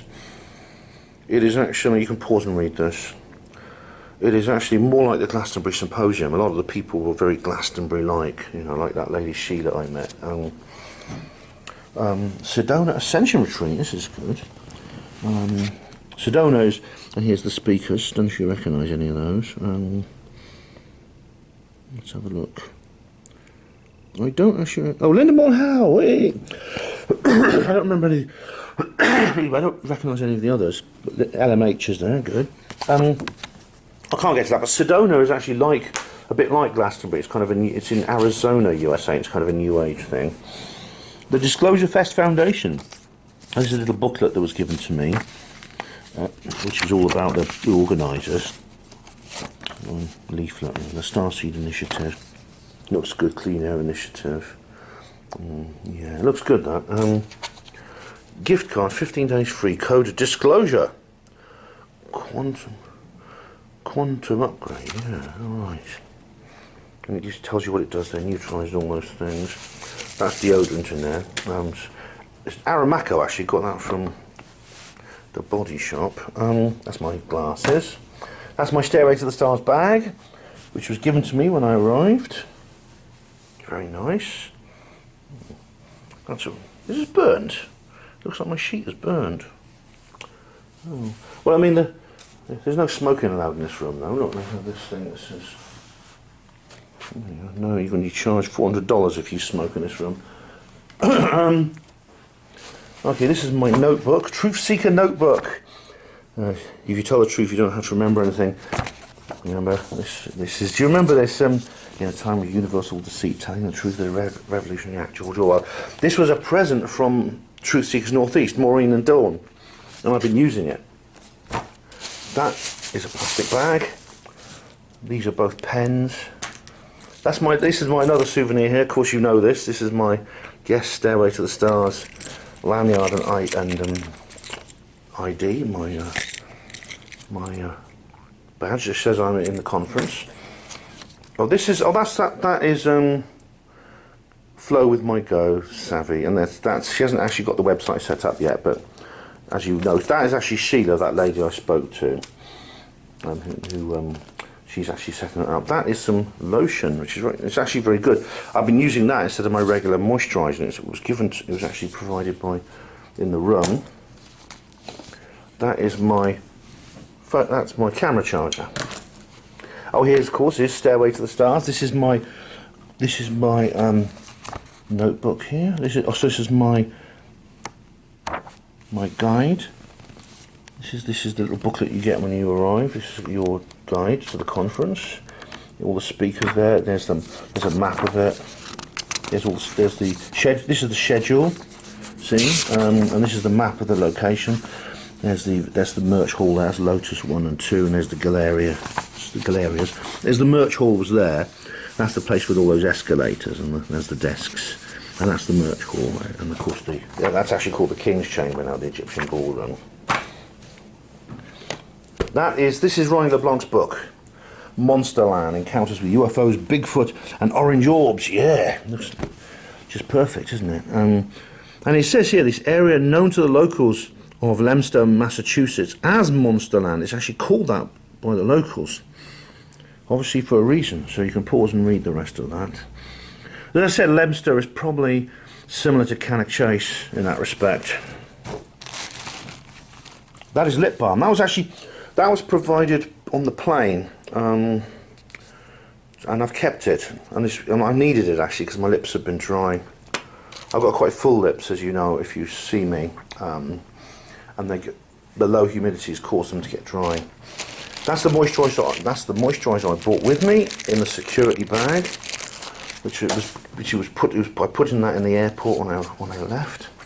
What's these here? Television City. I've got two free passes to, which I won't be able to go to now, but it's in the MGM, yeah. So I can't use those now. This is Condor and Eagle Prophecy Panel. All right. Well, that's advertising. Oh, I think that's actually advertising the. Yeah, that's Stairway to the Stars. I was actually advertising that particular panel, which deals with Native American situations, which I didn't attend actually. But these guys, Chief Phil Lane, Monica Pollock. Yeah, I met these people. They were there. You saw a few of them actually, and I talked about them earlier. Funny enough, it was really great because during the UAP panel, there was some noise broke out in the next room, and the walls are quite thin there. And I thought, what's going on there? I hear this brum, brum, brum, brum, brum, brum noise. We were in Lotus 2, and that was in the ballroom, and we suddenly realised it was the Indian drumming. They'd started again, and it was actually beautiful. It really, once I realised what it was, it gave the whole panel a real lovely energy. And so that's great, yeah, that's great. That is my toothbrush. That there is another Television City pass. This is the National Atomic Testing Museum. I'm going to keep this as a souvenir. That is my receipt for my entry to the Atomic Testing Museum, which you saw. And this is something else. This is another receipt I'm going to keep. This is my dinner at the Little Ailey Inn. Yep, I'm keeping that as well. Yeah. So I could say that's another thing I could say. I've been to the Little Ailey Inn. I first heard about the Little Ailey Inn about 30 years ago. And the moment I heard about it, I thought, I've got to go there. And I've finally been there, yeah. That is a paper cup, which I've been using all week. And has lasted, it hasn't leaked. One of the others did leak, actually, anyway. But this one has survived the whole week. This is my mobile phone charger. Oh, this is Benjamin Krem's artwork, yeah. I told you about the guy I spoke to at the stall, at the Maitreya stall. He gave me this. There's Benjamin himself. And again, in my Apocalypse video, I talk about that in more detail. That's good. He was a great artist, along with everything else. Amazing chap, Benjamin Krem. This was given to me. Apparently, there's an e-book on here, and there's some audio as well. The Last Harvest by Lucian. What's that by Lucian? Anyway, this is that stall I showed you with the Georgia Guidestones. That picture. I showed you the stall. He just gave me this. He was giving these away for free. So I'll have a look at that when I get home. It's like a USB thing in it, which I can transfer. I can actually put it on my laptop actually, and have a look at it now. This is the handprint of the Maitreya. Yeah, because of course the Maitreya is said to exist in the world now. He's been living in East London apparently since 1982. Which would be well. Hope I meet him one day. Apparently he's not hard to miss because he's 7'2" tall, so should be easy enough to find.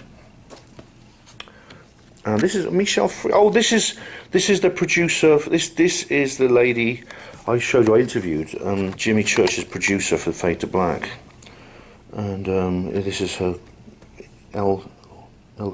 LITM Media. Leave it to Michelle. There's all the details there, and these are her colleagues. I think Caleb Bulgatz and David Bulgatz. So you can check that out. This is something I'm going to take this home with me as a souvenir. Well, it's not really just as a souvenir. I could use it to store something, and I've got something I want to take with me which might get damaged, and I don't want it to. Which I'll show you in a minute. But this is this little tourist booklet here, which I can for Las Vegas. I'll take that. And these are the things I'm going to stick inside it, just inside the pages, to make sure they don't get damaged. Little Alien. The Alien Stock Festival, and it talks about this Rachel, Nevada. Yeah, this was basically the very, very benign and very, very harmless thing that Storm Area 51 turned into, Alien Stock. Unfortunately, just before the lockdown, so it didn't become a regular thing, but I do hope they do another one day. But this is a sticker, and I've got another one here. Earthlings Welcome, the Little Alien, Highway 375, Rachel, Nevada. Yeah, that's another sticker I've got there. Brilliant. I couldn't go the Little Alien and not buy one of these some of the memorabilia, could I? That is the souvenirs for this particular expedition.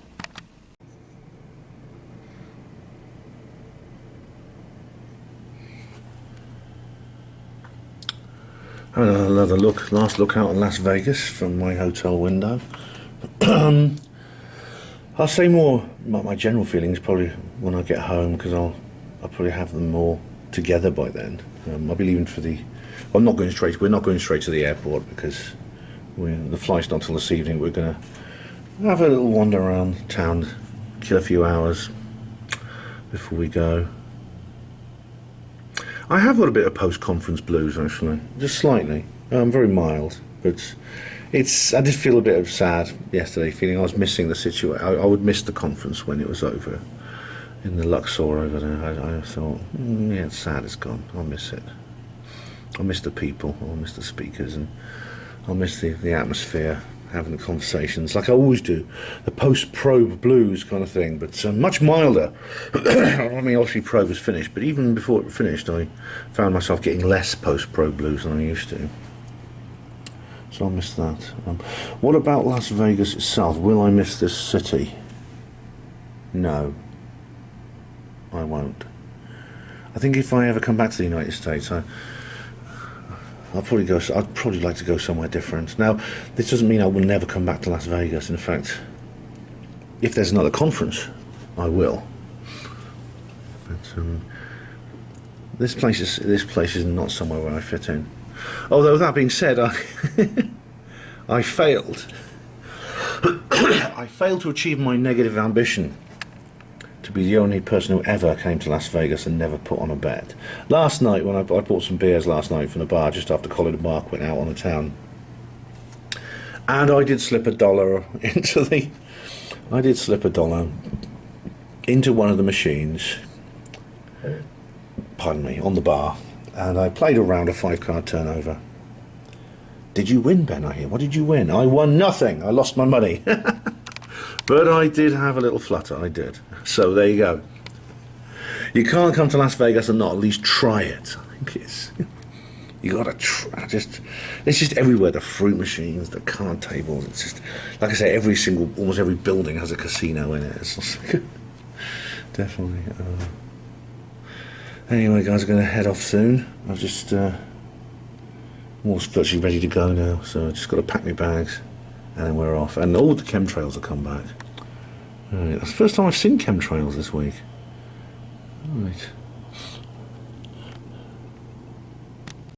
Oh my God. Talk about the latest updates from Westminster on... Maybe going home is not such a good idea. I've just found out, well, obviously there's like a delay because we're 8 hours behind the UK here. But bloody hell. Suella Braverman has been sacked as Home Secretary, and guess who Richie Roland Rat has replaced her with? You'll never guess. David Cameron. This hasn't happened like since for decades that a former Prime Minister was brought back into the cabinet. And of all the people, Ramona, Tosser, David Cameron himself. Oh my God. A life in Las Vegas is suddenly looking far, far more appealing. Well guys, correction.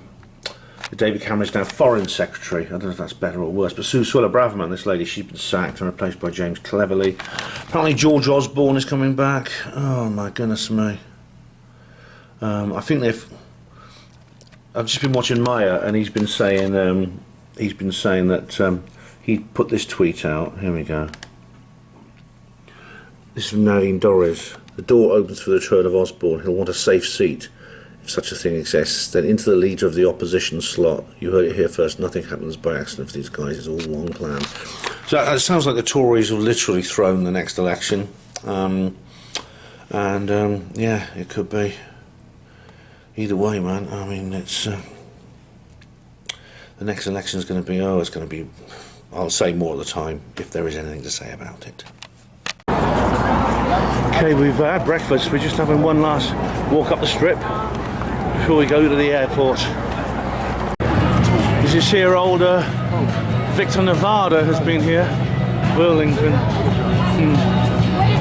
Now I must say, right, one thing I do like about this place. Look at the number plate. Here, look, I'll show you. Show you that number plate. Look. Oh, there's some bloody noise. Hang on a sec.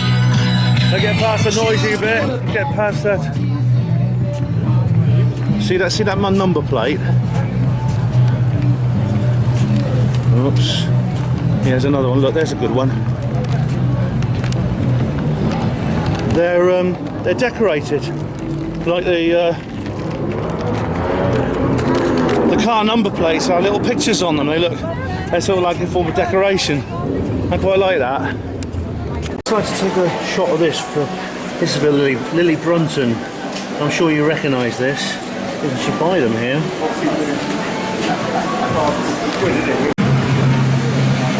Oh wow, it's the Atlantis show.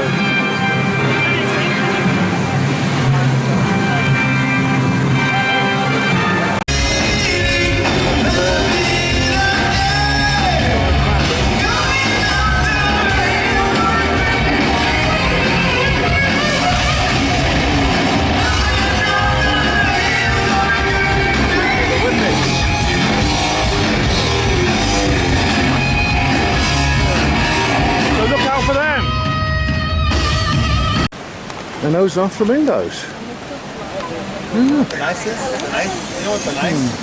Real ones. Yeah. This is actually the Flamingo Hotel, one of the oldest hotel casinos in Las Vegas. It's been open since the 1950s. Back at the hotel now, and this is the baggage handler's desk, and they've left us that there. If you, God knows what they're trying to say to us. They're trying to give us some kind of hint, I think. Okay, we're at the airport again now. Going to check in to get our plane home. Even in the departure lounge, you've got to have the fruities. You've got to have the casino area. I think they want to have one more go at trying to persuade us to gamble. Okay, this is I've got some wine here, so Ian, Colin and Mark have 2 beers. How much did this cost us, Colin? Well, nothing technically. Well, I'm shooting twice the flight. Yeah, you heard him pretty. Where are we, Colin, exactly? We're in the lounge E2 at the what was it, Reed? Harry Reid. Harry Mike Reid. That's right. Mike Reid. Harry Reid. It's the Harry Reid. So we have one near the gate. I think our gate's just right next to us. Because we're now a class above. All this is free, by the way, and the food. And the food behind you. We've got a lovely buffet behind us, all free. But you know, this is the special lounge which only important people can use. And we are important people for the next until we land. Exactly, we're pro-disclosure, so we get all this posh stuff. But now, seriously, one of our party does work for an airline and has connections, so this is how we got in there for a very cheap price, actually. So it's actually, I mean, if you ever want to go to do this sort of journey to Las Vegas on British Airways Club World, then it'll cost you over £1,000. That's probably more than twice what an economy seat would cost you. And if, maybe you're looking at £2 grand. I don't know. It does vary. It depends when you buy your ticket. But if you go online now, you can just find out. You just go on BA.com. Airline tickets vary in price, but either way, it's a lot more expensive than an economy seat. Year as well, you know, if you're going into some holidays, and it's going to be expensive. It's as I say, airline tickets vary, but either way, it's a lot more costly than an economy seat. And I've managed to get this very cheaply because of my friend who has connections. So it's who you know. So basically, it's I don't know. This is kind of mouse utopia-like place. We might lose our minds. So let's just hope they are out on board us before we do. Okay, guys. I'm still in the posh people's lounge, waiting for departure. I'm just going away for the others. I've just been to the toilet, and I'm just taking a few minutes away from the others to tell you a story in private. You're going to be proud of me, right? Really proud of me, especially some of you who I've spoken to privately about this matter, and you'll know who you are. I put my foot down again. Badass Ben strikes again. Right, well, the story is what happened was, right? Colin, Mark and I decided to have one last little walk up the Las Vegas Strip, as you know, earlier on. I didn't film any of this, unfortunately, but we bumped into a couple of other guys who'd been at the conference, and we had a little walk around together. We went into Netflix's Stranger Things exhibition, and this is like you can Google it anyway. I don't know if you're familiar with Stranger Things. It's a kind of supernatural series, supernatural drama series, and we went in there and sort of had a look around. But as we were going down the escalator, I just heard this voice coming from like the doorway, and it says, "Oh, you can't take that in there." And he's pointing to Colin. Colin had with him a can of like lemonade. "You can't take that in there." Well, Colin was already halfway down the escalator. I said, "Colin, this guy wants to talk to you." And Colin didn't reply. I looked back and I realised this guy, he wasn't wearing any uniform. He was just like this really young chap, possibly a teenager, who had really scruffy, chappy clothes and long black hair. And he looked remarkably like the chap who handed me that USB memory stick, which I threw away. Don't know if it's the same guy. But I went downstairs later, and Colin just said, "Oh, I knew it's just a story. It's a scam. It's a guy who's just scamming people.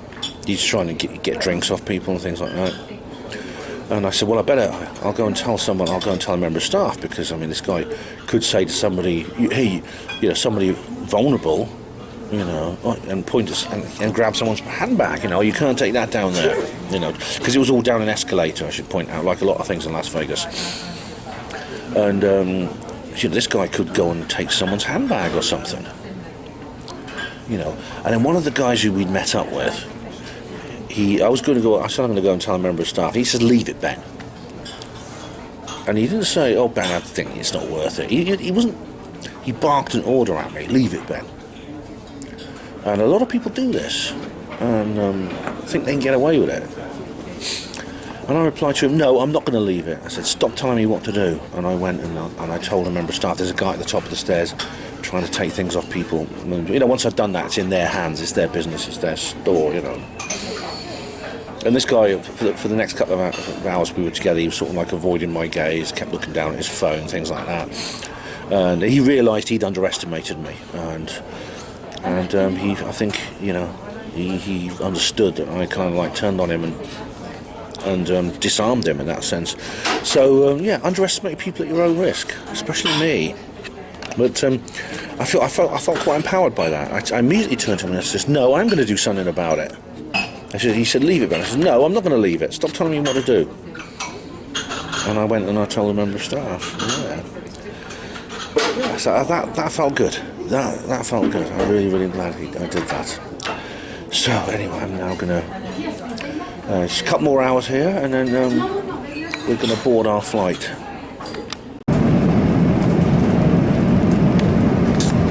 Well, that's it.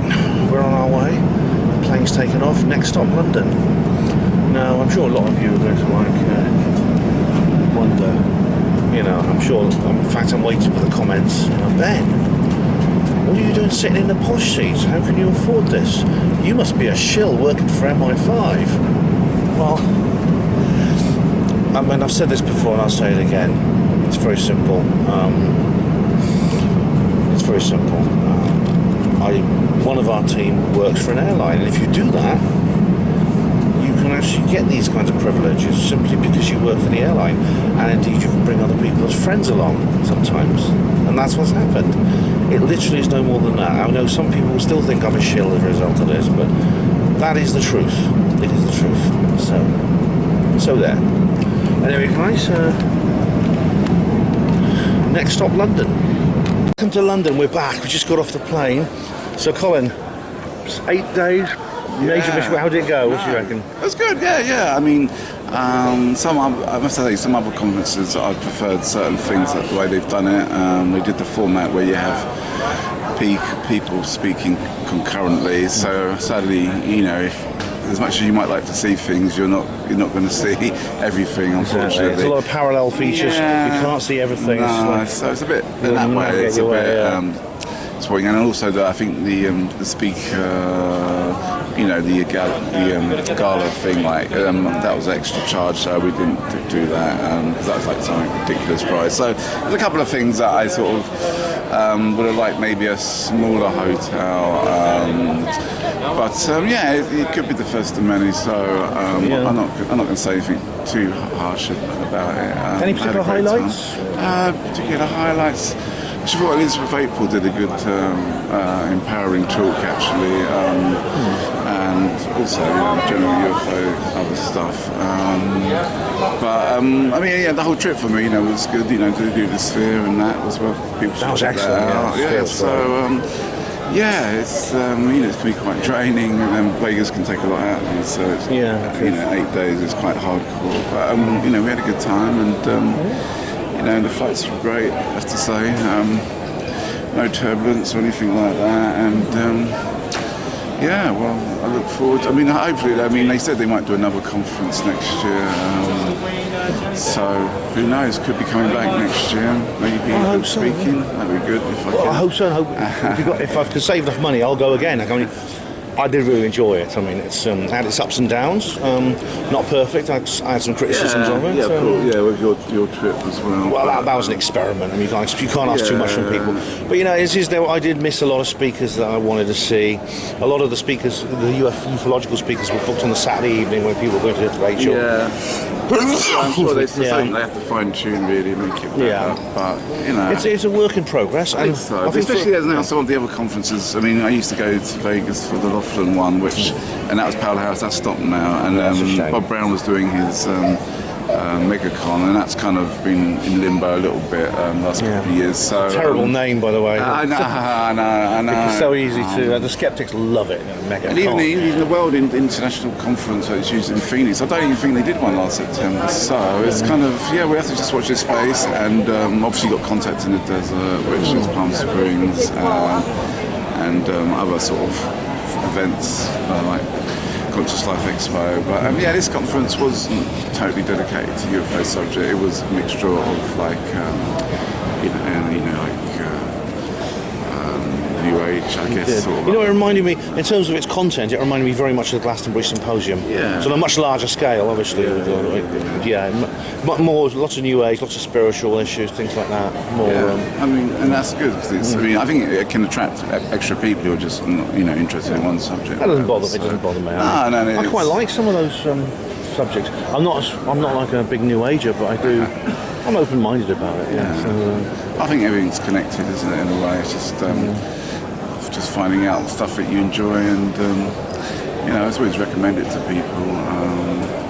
There's only another. I think we only found one other Brit, which was Ian, a good friend Ian, who does Linda's. I think you probably did an interview with him, did you? Yeah, I did. I did a few interviews. Actually, he should be around here, shouldn't he? Unless he. Well, maybe we'll see it maybe in a minute. But he was on our flight, Ian, the guy I interviewed earlier. Linda Moulton Howe's co-host. But Colin, it's like. Yeah, it's been a good experience, and I want to thank you for being on the panel TV. No, I'm glad you could. It's been great to share this experience with you and travel with you to this. I look forward to watching your 6-hour summary of that. It will be about that. Yeah. But thanks very much. Thanks, Ben. No. Okay. Just going to wait. Well, I'm going to stick with Colin and Mark and their bags come out, and I'm going to say goodbye to them, and then I'm going to head. I've got to head for the coach station and pick up my coach, and hopefully when I get to Oxford, my bag will be waiting for me in lost property. It's not the end of the world if it's not, but. Fingers crossed it will be. I haven't had any text messages from them, but doesn't necessarily mean they haven't got it. They may have emailed me. So anyway, guys, just it's the usual way. Sometimes takes a while for the luggage to get out the plane and onto the carousel. So that's it. Okay, I'm on the airport coach home now. This is the last stage of my journey back home. Well, welcome to Oxford, everyone. It's 10 degrees centigrade, probably a bit less. It's been raining, there's puddles on the ground, I can smell dampness and moisture in the air, there's autumn leaves at my feet. There's no place like home, and I'm back. Thank God I'm back. So yeah, what an adventure. 8 days, it feels like more like 8 weeks. It was actually 8 days ago I landed in Las Vegas, and now I'm landed back again here in Oxford. How to summarise what I've been through over the last 8 days? Generally, brilliant. So glad I did it. So glad everything went well. There were no real major hitches at all. The only thing that really went wrong, I think, was my losing my bag, my other bag. But that's not really a problem. And it contained some items I didn't really need, and I managed perfectly well without. I'm actually not going to go to the lost property office today. I'll call them tomorrow. They'll be shut now anyway, and it takes me out of my way home to go and do it now. But hopefully that bag is at the lost property office. Sorry about the background noise. It's quite a busy road here. The conference, superb. It's the most elaborate, most developed, most sort of sophisticated conference I've ever been to. The number of speakers, the facilities and everything is definitely the largest. This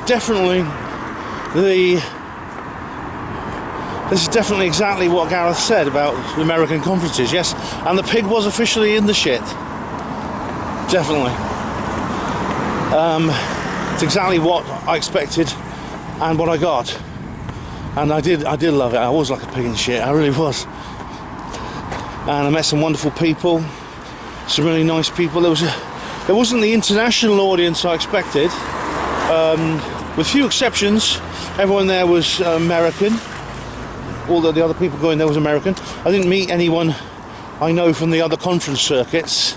Well, Colin and Mark are the only ones I really met who I know go there. And of course, I know go to other conferences that I've seen. And of course, some of the speakers like Stephen Bassett, I didn't meet Richard Dolan, I didn't speak to him. But Stephen Bassett in particular, of course, I know from the British conference scene. The organisers of Stairway to the Stars did a fantastic job, absolutely brilliant. It's the first conference, it's the first of Stairway to the Stars, first of its kind. Hopefully it'll be a regular thing. Highlights, definitely the trip to Area 51. And as I said, even though it wasn't like, it could have been better, obviously. It would have been better if we'd actually gone in daylight and spent longer there. Spent a bit more time at the Lely and maybe gone to the Groom Lake Road, the Black Mailbox, the extraterrestrial highway sign, and all those other things that the tourists go to. That would have been ideal if we'd gone in daylight and done all those things. But I got to go there, and I mean, of course, the trip itself was full of mishaps, but I enjoyed it thoroughly, and I consider it the absolute pinnacle of enjoyment on this particular adventure of this mission. Absolutely. And I'm very grateful to the people who have organised that little trip. I'm grateful to the universe for providing the opportunity to go when it had all been sold out, and my own arrangements to go on this trip fell through, which meant that it was sold out and I didn't have a place on the tour. but I managed to get on it anyway, thanks to Providence, luck, and trust the Force, Luke. It was one of those kinds of moments, and it worked. And so thank you to all the forces that came together to allow that to happen. And of course to the little alien itself, which is lovely. It's a great place. The people there are fantastic. They really are a very professional, high-level team who worked, sprang into action, and they, like a well-oiled spring, they churned out dinner after dinner and drink after drink to everyone who was there. All 100 odd, there was 100 of us there turned up, all in one go. As I said before, really the second half of this 8-day adventure was much better than the first half. The first half was basically me, Colin and Mark trawling around Las Vegas, doing conventional sort of Las Vegan things, which I'm not anti, but it's not something I'm particularly fond of now. I used to be when I was a hospital porter, because, well, you know, as you well know, where hospital porters are enormous party animals. It's not something that appeals to me much now. Las Vegas itself, as a city, as a location, is not my kind of place. Its energy doesn't fit mine. Its activity it's the kind of things it appeals to are not the kind of things that really appeal to me. And as I said, if there's one place in the world that's anything like Las Vegas that I've been to, it's Blackpool. Las Vegas is the American Blackpool. And as I've always said, as you know from my probe reportages, Blackpool is a place I like to pass through quickly on my way to the much nicer place, Lytham St Anne's. If there was a Lytham St Anne's in this trip, it's definitely Rachel, Nevada. That's not to say I disliked the first 4 days here. I didn't. I was kind of like I found them a bit tedious the first 4 days, because I was kind of waiting to get onto the conference. And ideally I'd have probably, if I had been going myself and not travelling with Colin and Mark, I'd have gone probably on the Wednesday and gone back today. But yeah, I'm still... Would I have changed my arrangements? No, I would still have gone. I'd still have done it and gone with Colin and Mark. Because there were some nice things that happened in the first 4 days. Had some very agreeable experiences. The Sphere in particular, I think, was fantastic. Was fabulous. I mean, I didn't film much inside the Sphere because, well, you can't capture. I don't think they disallow it. It's just you cannot capture the sensation of that auditorium and the screen. I mean, without being there. I mean, how do I describe it? You'd have to go there to experience it. Luckily, they are planning one in London actually, so you will hopefully have the chance if you don't get to Las Vegas. Imagine being in a cinema and the screen is basically all around you. You're like sitting literally in a sphere, and the screen is everywhere apart from the doorway you came in. That's what it was like. Brilliant stuff. The AI thing was a bit creepy, I must say, but there you go. I think of the three of us, Mark is the biggest party animal. Probably he was a hospital porter in his past life, I suggest, but you know, he's off on another kind of like booze cruise type holiday pretty soon, so he likes that, and he's in his element there, and I'm pleased for him. I mean, and Colin can keep up with him. Colin can go and share that with him in a way I can't, or don't really want to. Like they went to some of the more notorious establishments in Las Vegas, more traditional ones, with the showgirls and things like that. That's fine. I mean, I don't mind. I'm not against that. I'm not a prude, but it's not something I particularly want to do. That's just me. That's just the differences between us. And as I said earlier in the dawn when I went off to the Atomic Museum, we did, I think, enjoy this trip because we did part company at certain points and did our own things separately, and didn't sort of like just start chivvying, chasing each other into doing what we wanted them to do, so we could all do things together and, you know, spend all our time together as a threesome, just doing and trying to persuade everyone else to do what we want. I said, okay, you do your thing, I'll do my thing, we'll meet up later on. And we did. So, yeah, think I can say that much. Generally, great. That's all I can say. It was great. I'm glad I did it. Look forward to editing and uploading this video. It's going to be another long one, possibly a 3-parter like the Isle of Man trip. But it's nice to be back. It's nice to be here in Oxford. I look forward to seeing my family. Look forward to getting online and talking to you guys again, which I couldn't really do over there, although I did manage to log into Facebook. Thank you, all of you, for watching HPANWO TV. There's going to be a lot more coming. New comments reply video, I think, is the next thing I'm going to have to do after this. Thank you for watching HPANWO TV. Hospital Porters, pride and dignity, stop the New World Order.